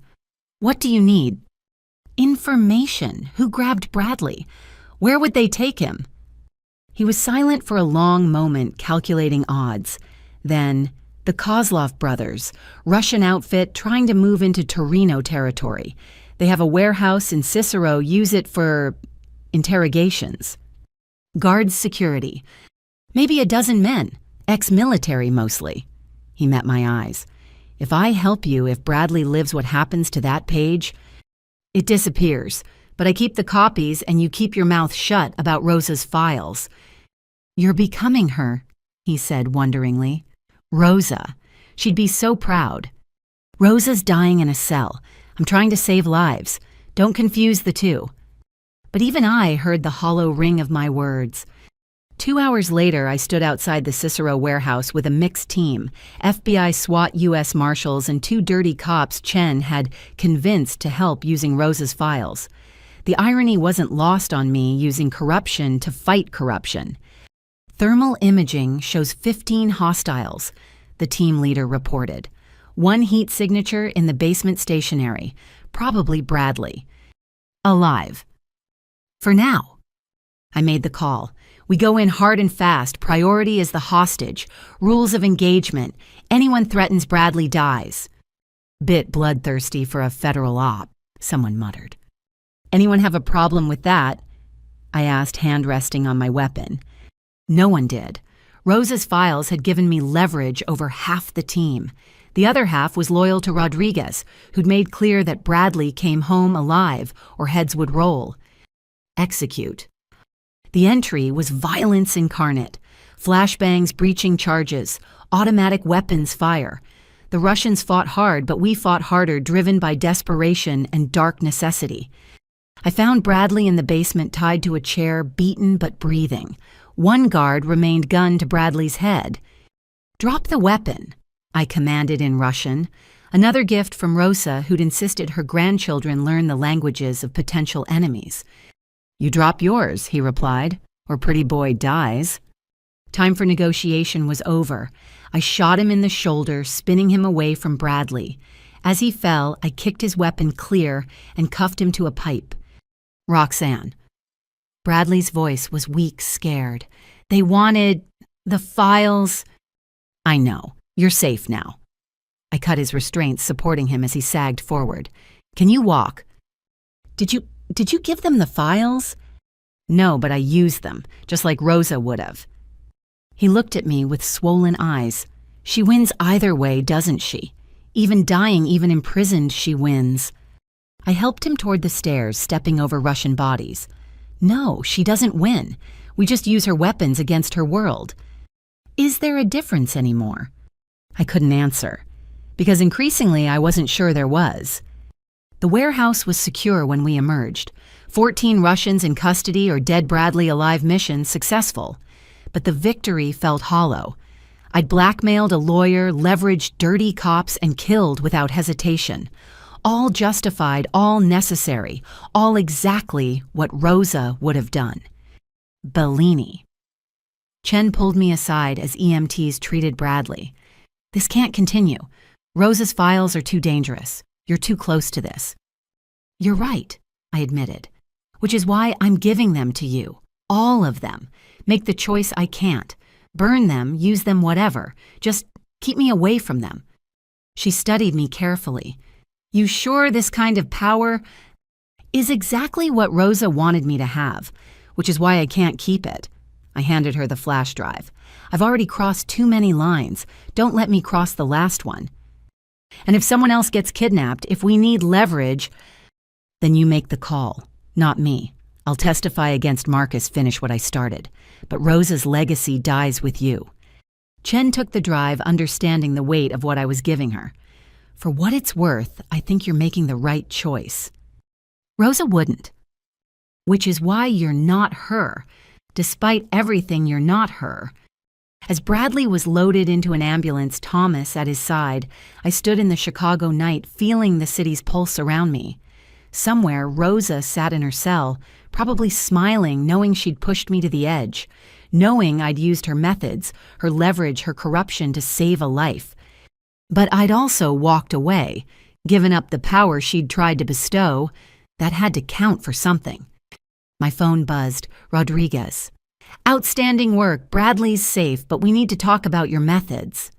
"Yes, sir," I typed back. "We do." The war between law and crime had blurred tonight.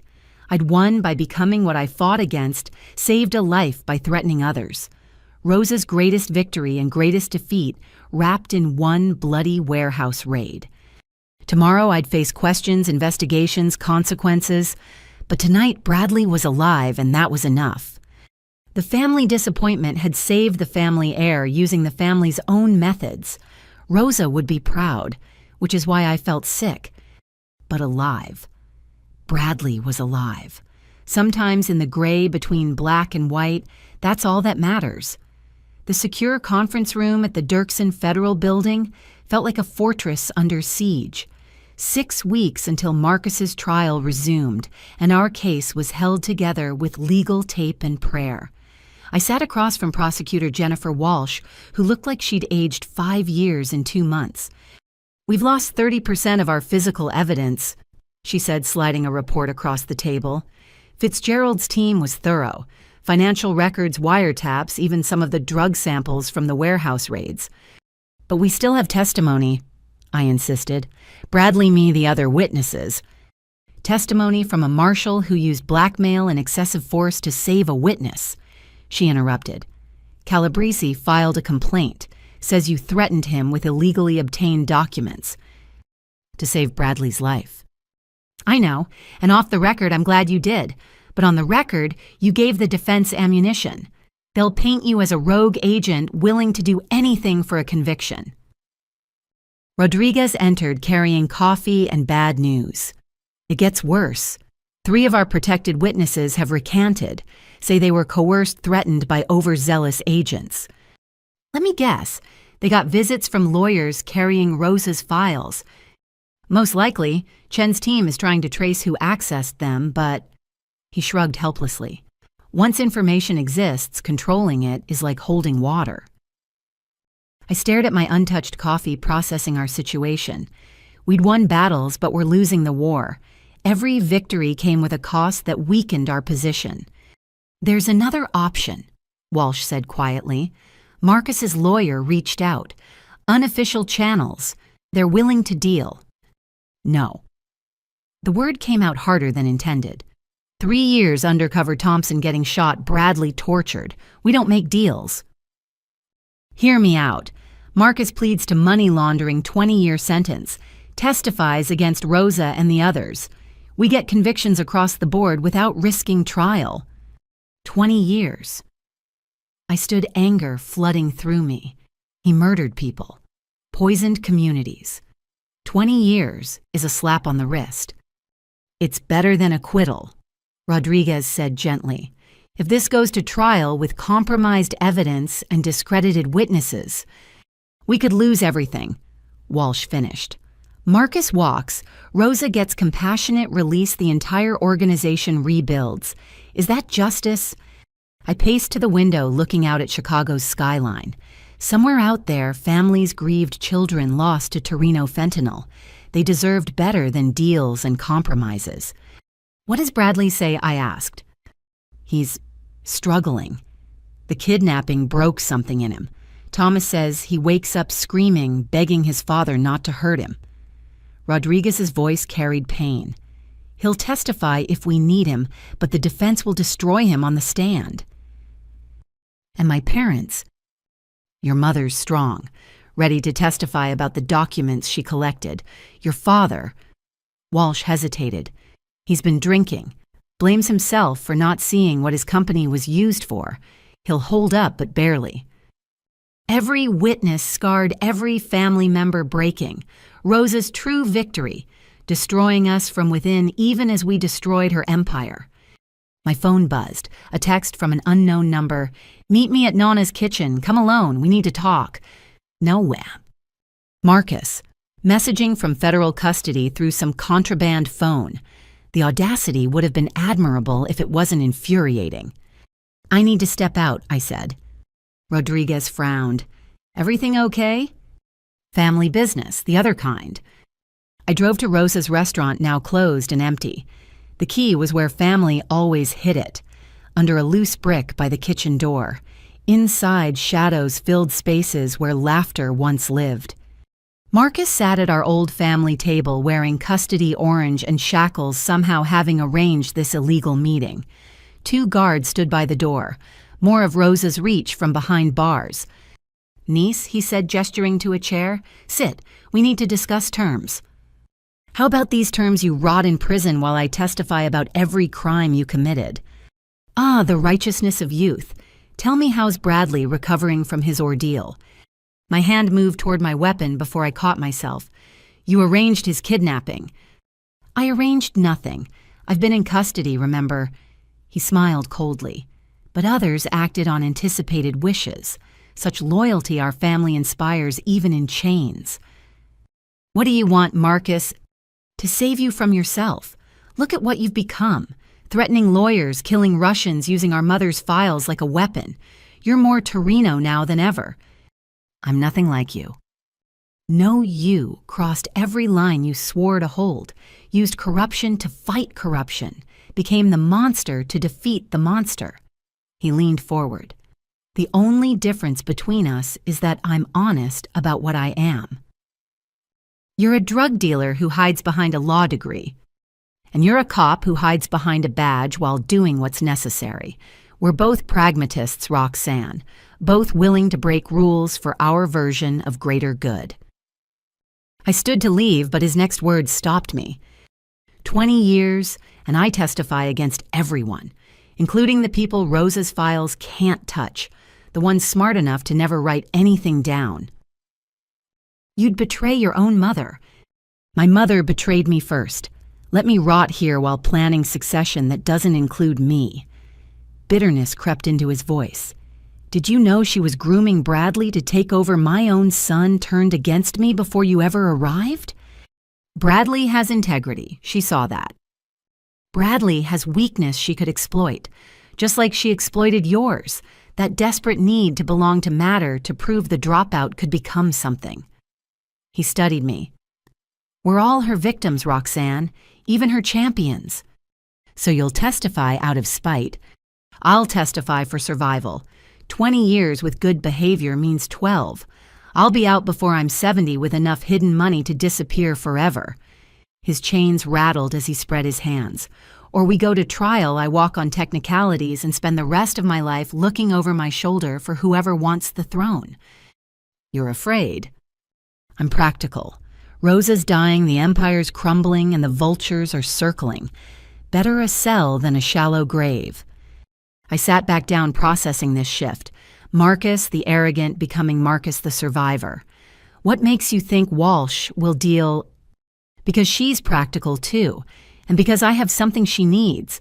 Names, dates, and details that only exist in my head. The full network, including cops and politicians, Rosa never wrote down. Why tell me why not negotiate directly? Because despite everything, you're still family, and because I need you to sell it to Bradley. He won't testify if he thinks I'm getting away with it. But if you explain the reality, you want me to convince your son to let you plea down. I want you to convince him that justice comes in many forms, that 12 years of my life is payment enough for the harm done. He met my eyes. And I want you to promise that when I get out, you'll let me disappear. No hunting, no revenge, just done.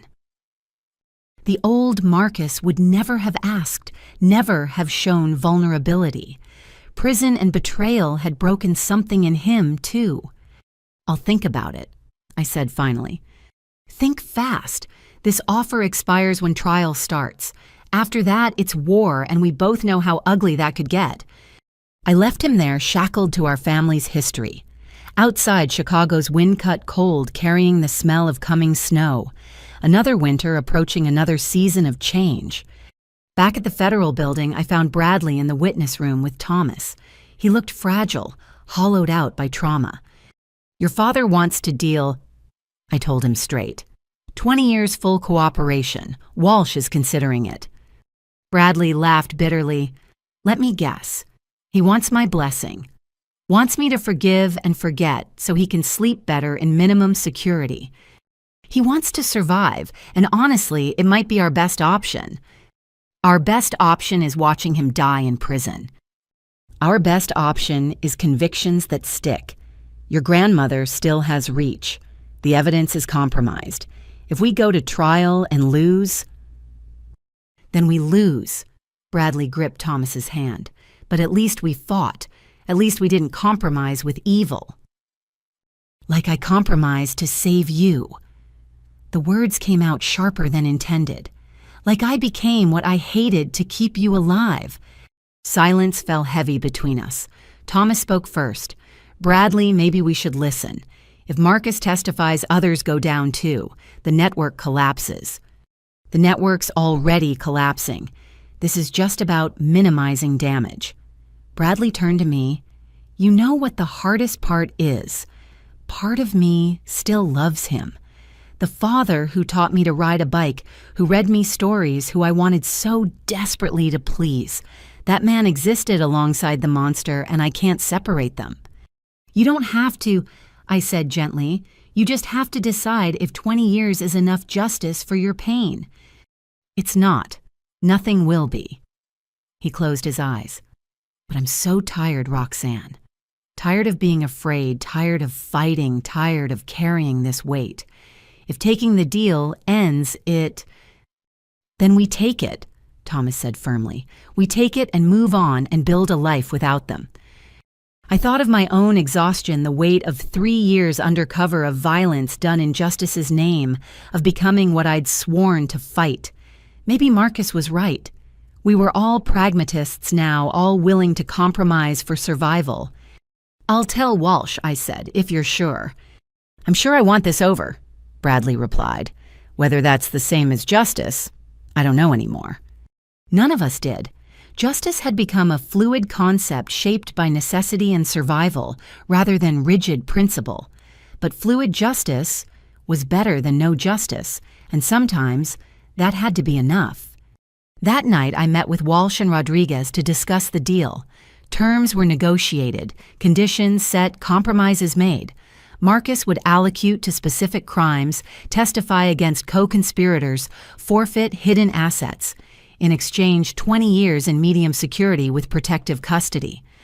"The judge has to approve," Walsh warned. "Stone might reject it as too lenient. Or she might recognize it as the best we can do with what we have," Rodriguez countered. "Either way, we present it tomorrow." As they debated legal strategies, I thought about Rosa in her cell dying slowly while her empire negotiated its survival. She'd built something that outlasted her corrupted everyone it touched and forced us all to become versions of ourselves we never wanted to be. The family disappointment had become the family negotiator, broker of compromises, and dealer in gray areas. Not the victory I'd imagined, but the victory available. Tomorrow, we'd present the deal to a judge. Marcus would admit guilt, accept punishment, and betray the mother who'd made him. The Torino crime family would officially end, not with bang, but with paperwork, not with justice, but with jurisprudence. And I'd go home to my small apartment, pour a large drink, and try to remember who I'd been before this all started. Try to find that idealistic girl who'd reported corruption, believing the system would protect her.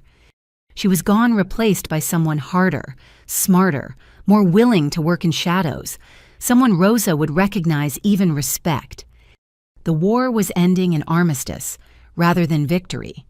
But ended was ended, and sometimes that's the most justice a broken world can offer.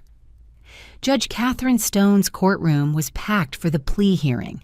Press filled every available seat while victims' families lined the walls. I sat in the witness section, feeling the weight of 3 years condensing into this moment. Marcus entered in a suit instead of orange, his lawyer's small victory. He looked smaller somehow, the arrogance dimmed by months in custody. His eyes found mine briefly before moving to Bradley, who sat rigid beside Thomas. "United States versus Marcus Torino," the clerk announced. "The defendant appears for change of plea." Judge Stone reviewed the agreement with surgical precision. "Mr. Torino, you're pleading guilty to conspiracy to distribute controlled substances, money laundering, and racketeering. In exchange for a recommended sentence of 20 years, you agree to cooperate fully against all co-conspirators. Is this correct?" "Yes, Your Honor." Marcus's voice carried none of its usual command. "And you're doing this voluntarily. No one has threatened or coerced you." A bitter smile crossed his face.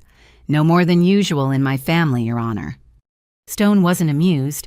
"Yes or no, Mr. Torino?" "Yes, voluntarily." What followed was an hour of Marcus admitting to crimes that spanned decades. Each allocation was a dagger to the Torino legacy. Drug shipments coordinated through his law firm murders, ordered with casual efficiency, money laundered through children's charities. "Tell me about Professor Williams," Walsh prompted during the factual basis. Marcus straightened slightly. "My mother ordered his death after learning he might cooperate with authorities. I arranged the logistics through our contacts in the police department." I felt the courtroom's eyes on me. The professor who'd threatened me, whose death had haunted my conscience, reduced to a line item in Marcus's confession. And the use of Bellini construction. "I manipulated my brother-in-law David into storing what he thought were legitimate pharmaceutical supplies. He never knew they contained fentanyl. I specifically chose his company because his financial troubles made him desperate, and his relationship to Roxanne provided potential leverage." My father, sitting 2 rows behind me, made a sound like he'd been punched. Mom gripped his hand tighter. "Mr. Torino." Judge Stone interjected. "You mentioned your niece, Roxanne Bellini. Were you aware she was a federal agent?" "Not initially. My mother suspected first, said Roxanne was too smart to be failing so completely. When we confirmed her identity, I wanted her eliminated. My mother overruled me. Why? Marcus looked directly at me. She said Roxanne was still family. That blood required proof of betrayal before spilling.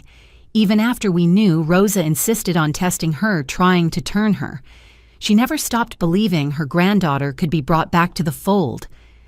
But you disagreed. I knew Roxanne, knew her rigidity, her need to see the world in black and white. She'd never turn. His voice carried something almost like respect. I was right. The admissions continued. Bradley testified briefly, confirming his father's involvement, his voice steady despite visible tremors. When Marcus tried to catch his son's eye, Bradley looked through him like he was glass. Then it was my turn, not to testify about crimes. Marcus had admitted those, but to provide victim impact, to speak for those who'd lost family to Torino drugs. Your Honor. I began standing at the podium. I've carried a badge for 3 years. In that time, I've seen bodies of teenagers who thought they were taking Percocet, but got fentanyl instead. I've held mothers who found their children dead with foam on their lips. I've watched families destroyed by addiction that started with pills they thought were safe. I pulled out a photo. This is Jamie Morrison, 16 years old, honor student, died from one pill that came through the Torino network.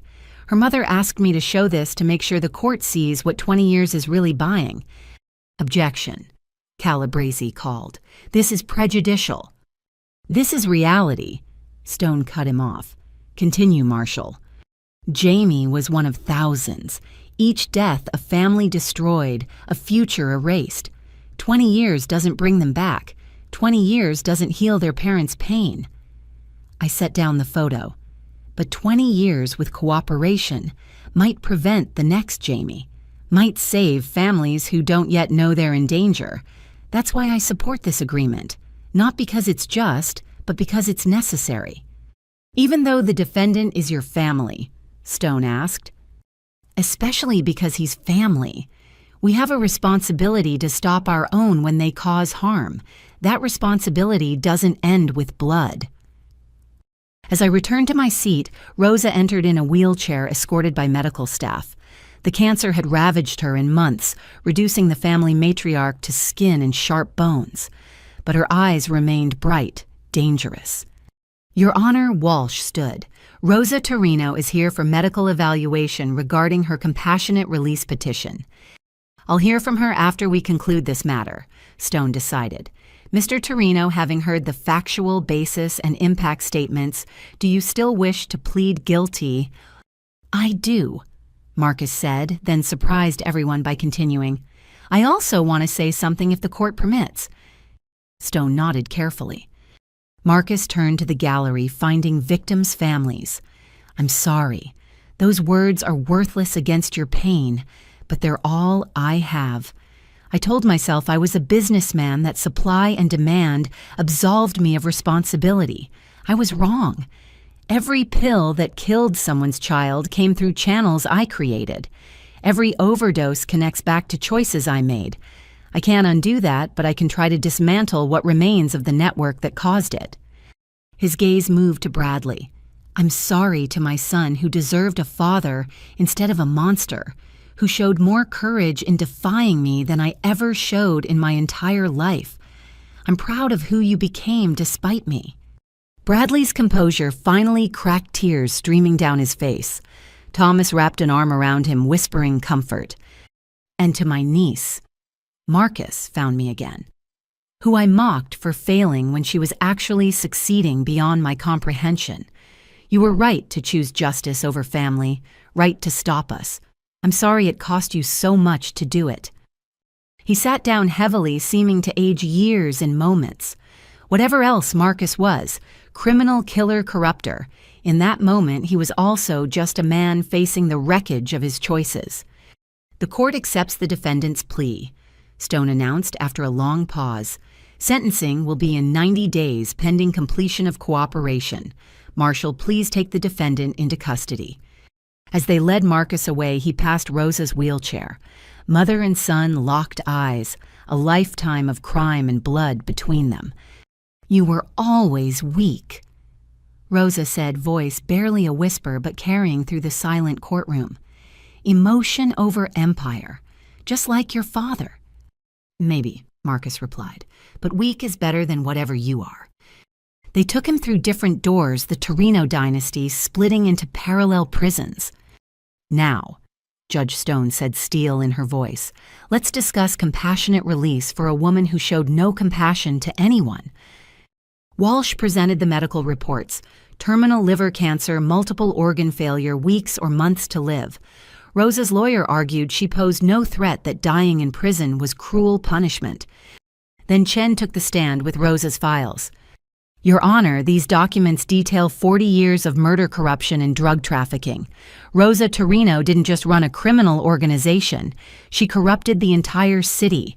Judges, including some who might hear this petition, took her money. Politicians who write compassionate release laws were on her payroll." "Objection!" Rosa's lawyer shouted. "Those documents were illegally obtained." "They were provided voluntarily to federal agents."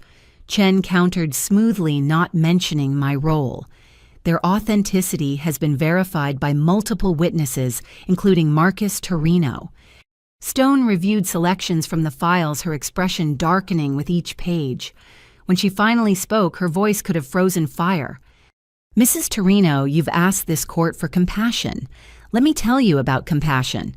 Compassion is what Jamie Morrison's mother shows by getting up each day. Compassion is what Bradley Torino demonstrated by testifying against his father. Compassion is what Marshall Bellini exhibited by supporting a plea deal for the uncle who tried to kill her."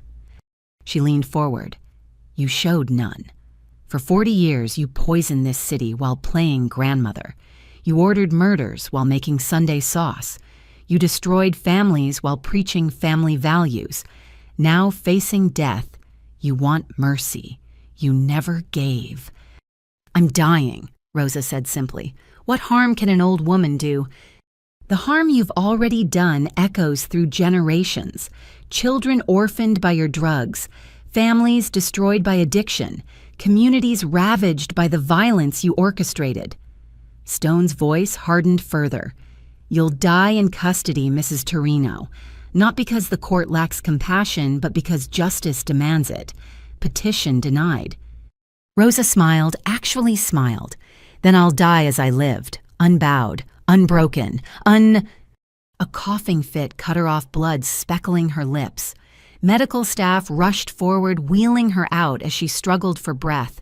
But her eyes found mine one last time, and in them I saw not defeat, but satisfaction. Even this was part of some plan, some final move in her endless game. The courtroom slowly emptied. In the hallway, my parents waited with Bradley and Thomas. We stood in awkward silence, a family remade by trauma. "It's over," Mom said finally. "This part is," I corrected. "Trials for the others start soon, years of testimony ahead." "But the heart of it's done," Dad added, looking older but somehow lighter. Marcus admitted I didn't know. That matters. "You want to get coffee?" Bradley asked suddenly. "All of us, I know it's weird, but we're all that's left of the family that isn't in prison." So we did. 5 survivors of the Torino War sitting in a downtown cafe trying to remember how to be human instead of witnesses. The conversation was stilted at first, careful navigation around painful topics. Then Thomas told a story about Bradley stress baking during trial prep, and suddenly we were laughing. Not much, not long, but enough to remember we were more than our trauma. "What's next for you?" Dad asked me as we prepared to leave. "Keep testifying, keep working, try to remember who I was before all this. Or figure out who you are after," Mom suggested. "That girl who reported her professor, she was brave but naive. You're still brave but wiser. That's growth, not loss." As we parted ways, Bradley pulled me aside. "Thank you for supporting the deal, for understanding why I needed this to end." We all needed it to end, different kinds of justice for different kinds of pain. Rosa would say justice is just revenge dressed in robes. Rosa says a lot of things. Doesn't make them true. I squeezed his shoulder. Take care of yourself. And Bradley. What your father said about being proud, he meant it. Even monsters love their children. I know, he said quietly. That's what makes it so hard. That night, I stood on my apartment balcony watching Chicago's lights flicker like ground-level stars. Somewhere Marcus sat in a cell preparing to betray everyone who'd ever trusted him. Somewhere Rosa lay dying, probably planning one last manipulation. Somewhere families mourn children they'd never see again. But also somewhere drugs weren't being sold because the network was broken. Children weren't dying because the supply was disrupted. Families were being spared pain that would have come. The math of justice, lives saved against lives, lost future prevented against past unpunished. Not clean, not satisfying, but real. My phone buzzed. Rodriguez. Outstanding work today. Take a week. You've earned it. A week to be just Roxanne, not Marshall Bellini. A week to remember what food tasted like when not eaten in safe houses, what sleep felt like without checking for assassins. But even as I planned normal activities, I knew the truth. There was no going back to who I'd been. Too much had changed. Too much had been sacrificed and learned. The girl who dropped out of law school was gone, replaced by someone harder, but maybe stronger. Someone Rosa would recognize even if she'd never admit it. The Torino Empire was falling brick by bloody brick, and from its rubble we survivors would build something new. Not perfect, not pure, but honest about its compromises. The family disappointment had become the family's reckoning, and in the end, that was its own kind of justice. 6 months later, I sat in the witness chair for what felt like the 100th time. This trial was for Patricia and Roberto, the money launderers and smugglers who'd helped build Rosa's empire. The courtroom routine had become numbingly familiar. The oath, the questions, the attempts to discredit me. Marshall Bellini. Patricia's lawyer began with practiced hostility. How many times have you testified in Torino-related cases? 14 trials, 43 days of testimony total. Quite the career boost, isn't it? The dropout cousin who became the star witness. Objection, Walsh called out, but I answered anyway. Every second in this chair represents a family member I helped convict. There's no boost worth that price. The lawyer smirked. Yet here you are again. Tell me, do you receive overtime for testimony? I receive threats. Last week, someone left a dead rat on my doorstep with a note saying, "Snitches get stitches." The week before, my car tires were slashed. So yes, I get overtime, time spent looking over my shoulder. Judge Stone intervened. Counsel moved past compensation to relevant questions. But the damage was intentional, painting me as profiting from family destruction. It was Patricia's strategy from her cell delivered through lawyers who pretended they weren't still taking orders from defendants. You testified that Patricia Torino laundered money through children's charities. The lawyer continued. Did you ever see her personally steal from sick children? I saw her code drug money as donations from non-existent donors. Money that should have helped children instead washed blood off crime proceeds. But did she steal medicine from hospitals? Take food from orphans? She stole their hope. Every dollar laundered was a dollar not spent on legitimate charity. Every fake donation was a real child not helped. The questioning continued for hours. Patricia watched from the defendant's table designer suit, unable to hide the steel underneath. She'd been Rosa's perfect daughter, ruthless wrapped in respectability. During a break, I found Bradley in the hallway. He'd been testifying in the morning session, looking stronger than 6 months ago, but still fragile around the edges. How bad was it? I asked. They brought up the kidnapping, asked if trauma might have affected my memory. Thomas almost got thrown out for yelling at them. He managed a weak smile. But I held up, told them about the charity schemes the way Patricia would joke about helping kids while moving millions in drug money. She always was the cruelest one. At least Marcus and Rosa admitted what they were. Speaking of Rosa, Bradley glanced around nervously. Have you heard she's getting worse? Doctors say maybe days left. I'd been trying not to think about it. Rosa dying meant something ending, not just a life, but an era. Even from her medical ward cell, she cast shadows over everything. She's asked to see you, Bradley added quietly. Final request. No. The word came instantly. She's had months to say anything important. This is just one last manipulation. Maybe. Or maybe a dying woman wants to see her granddaughter one last time.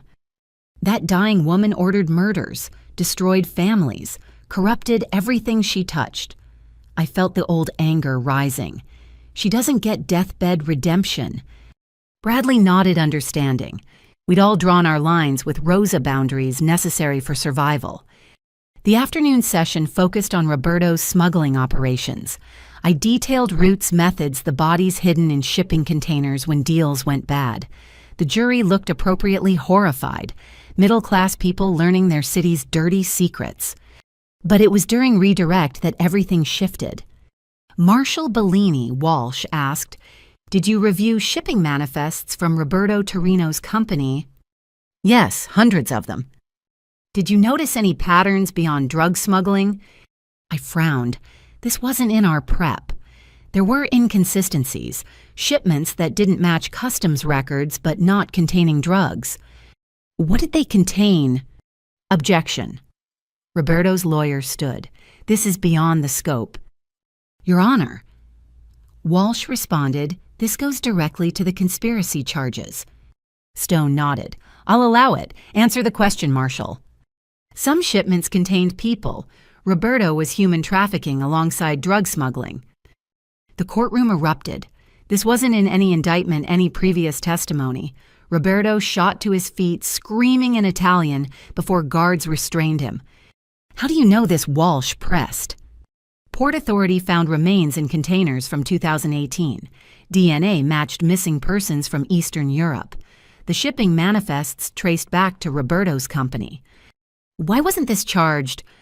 Insufficient evidence to prove Roberto's knowledge, until yesterday. Walsh produced a document. Marcus Torino's latest cooperation included details about the human trafficking. Roberto bragged about it, called the victims bonus cargo. Patricia's composure finally cracked. She turned on her brother, hissing accusations. Their lawyers tried to restore order while the jury watched the Torino family tear itself apart. Judge Stone gavelled repeatedly. We're in recess. Marshals secure the defendants separately. In the chaos, my phone buzzed. Rodriguez. Rosa's taken a turn. Medical says hours, not days. She's asking for you urgently. I stared at the message, then at the courtroom where Patricia and Roberto's empire crumbled. Rosa was dying while her children destroyed each other. Poetic justice or just pathetic ending? Bellini. Thompson appeared at my shoulder. Rodriguez wants you at the hospital, says it's your choice, but he thinks I should go. He thinks you'll regret not going. Last chance for answers, closure, whatever you need from her. What I needed from Rosa was impossible. Admission of guilt, genuine remorse, explanation for how family became commodity. But maybe seeing her die would be closure enough. I'll drive you, Thompson offered. Security's tight there anyway. The medical ward of the Federal Detention Center smelled like disinfectant, fighting a losing battle against death. Rosa's room was under heavy guard, but they waved me through after checking weapons. She lay propped on pillows, a skeleton wrapped in papery skin. Monitors beeped irregular rhythms while IV drips fought to extend what cancer was taking. But her eyes, when they opened, remained sharp. Roxanne. Her voice was a whisper, forcing itself past fluid-filled lungs. You came. I'm here. Say what you need to say.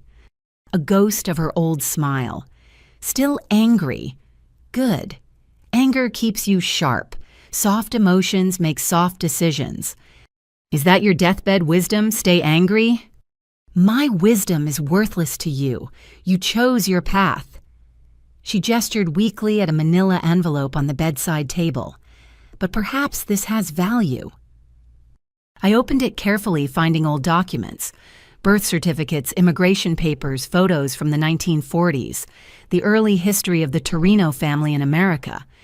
Your great-grandfather, Rosa wheezed, pointing to a photo of a stern man. Came here with nothing, built everything. Legit at first, construction like your father. Then prohibition created opportunities. One illegal shipment to save the business became an empire. Why show me this? Because you think we chose crime. We chose survival. Each generation faced the choice. Stay clean and struggle or get dirty and thrive. We chose family over law every time. You chose money over morality. Same thing when you have children to feed. When legitimate banks won't loan to Italians. When cops take bribes but won't protect your neighborhood. She coughed specks of blood on her lips. Every crime began as necessity. And ended as greed. Yes. The admission surprised me. Success corrupted what survival built. I forgot why we started remembered only the power. That's why I wanted you to take over. You understood necessity without losing sight of morality. I would never... You already did. Blackmailed lawyers used dirty cops killed to save Bradley. Necessity made you compromise every principle. Her eyes held mine. The only difference between us is degree. And the fact I stopped, walked away, chose justice. Chose sides, but justice. She laughed a wet sound full of razors. Watch Patricia and Roberto destroy each other. Watch Marcus betray everyone. Watch the violence that fills our vacuum. Is Chicago safer? Are fewer children dying? I couldn't answer. New suppliers had moved and other families expanded. The drugs flowed from different sources, but still flowed. I'm not here for philosophy, I said finally. What did you really want? To see you once more. To give you that envelope. To tell you... She paused, gathering strength. To tell you I'm proud. You destroyed us, but you did it with strength, intelligence, courage. Everything I taught you used against me. A grandmother's pride and pain together. I don't want your pride. But you have it. Along with my eyes, my stubbornness, my ability to do necessary things. She reached out with one skeletal hand. We are not so different, granddaughter, both willing to sacrifice for our version of family. Against my better judgment, I took her hand. It felt like holding twigs wrapped in rice paper.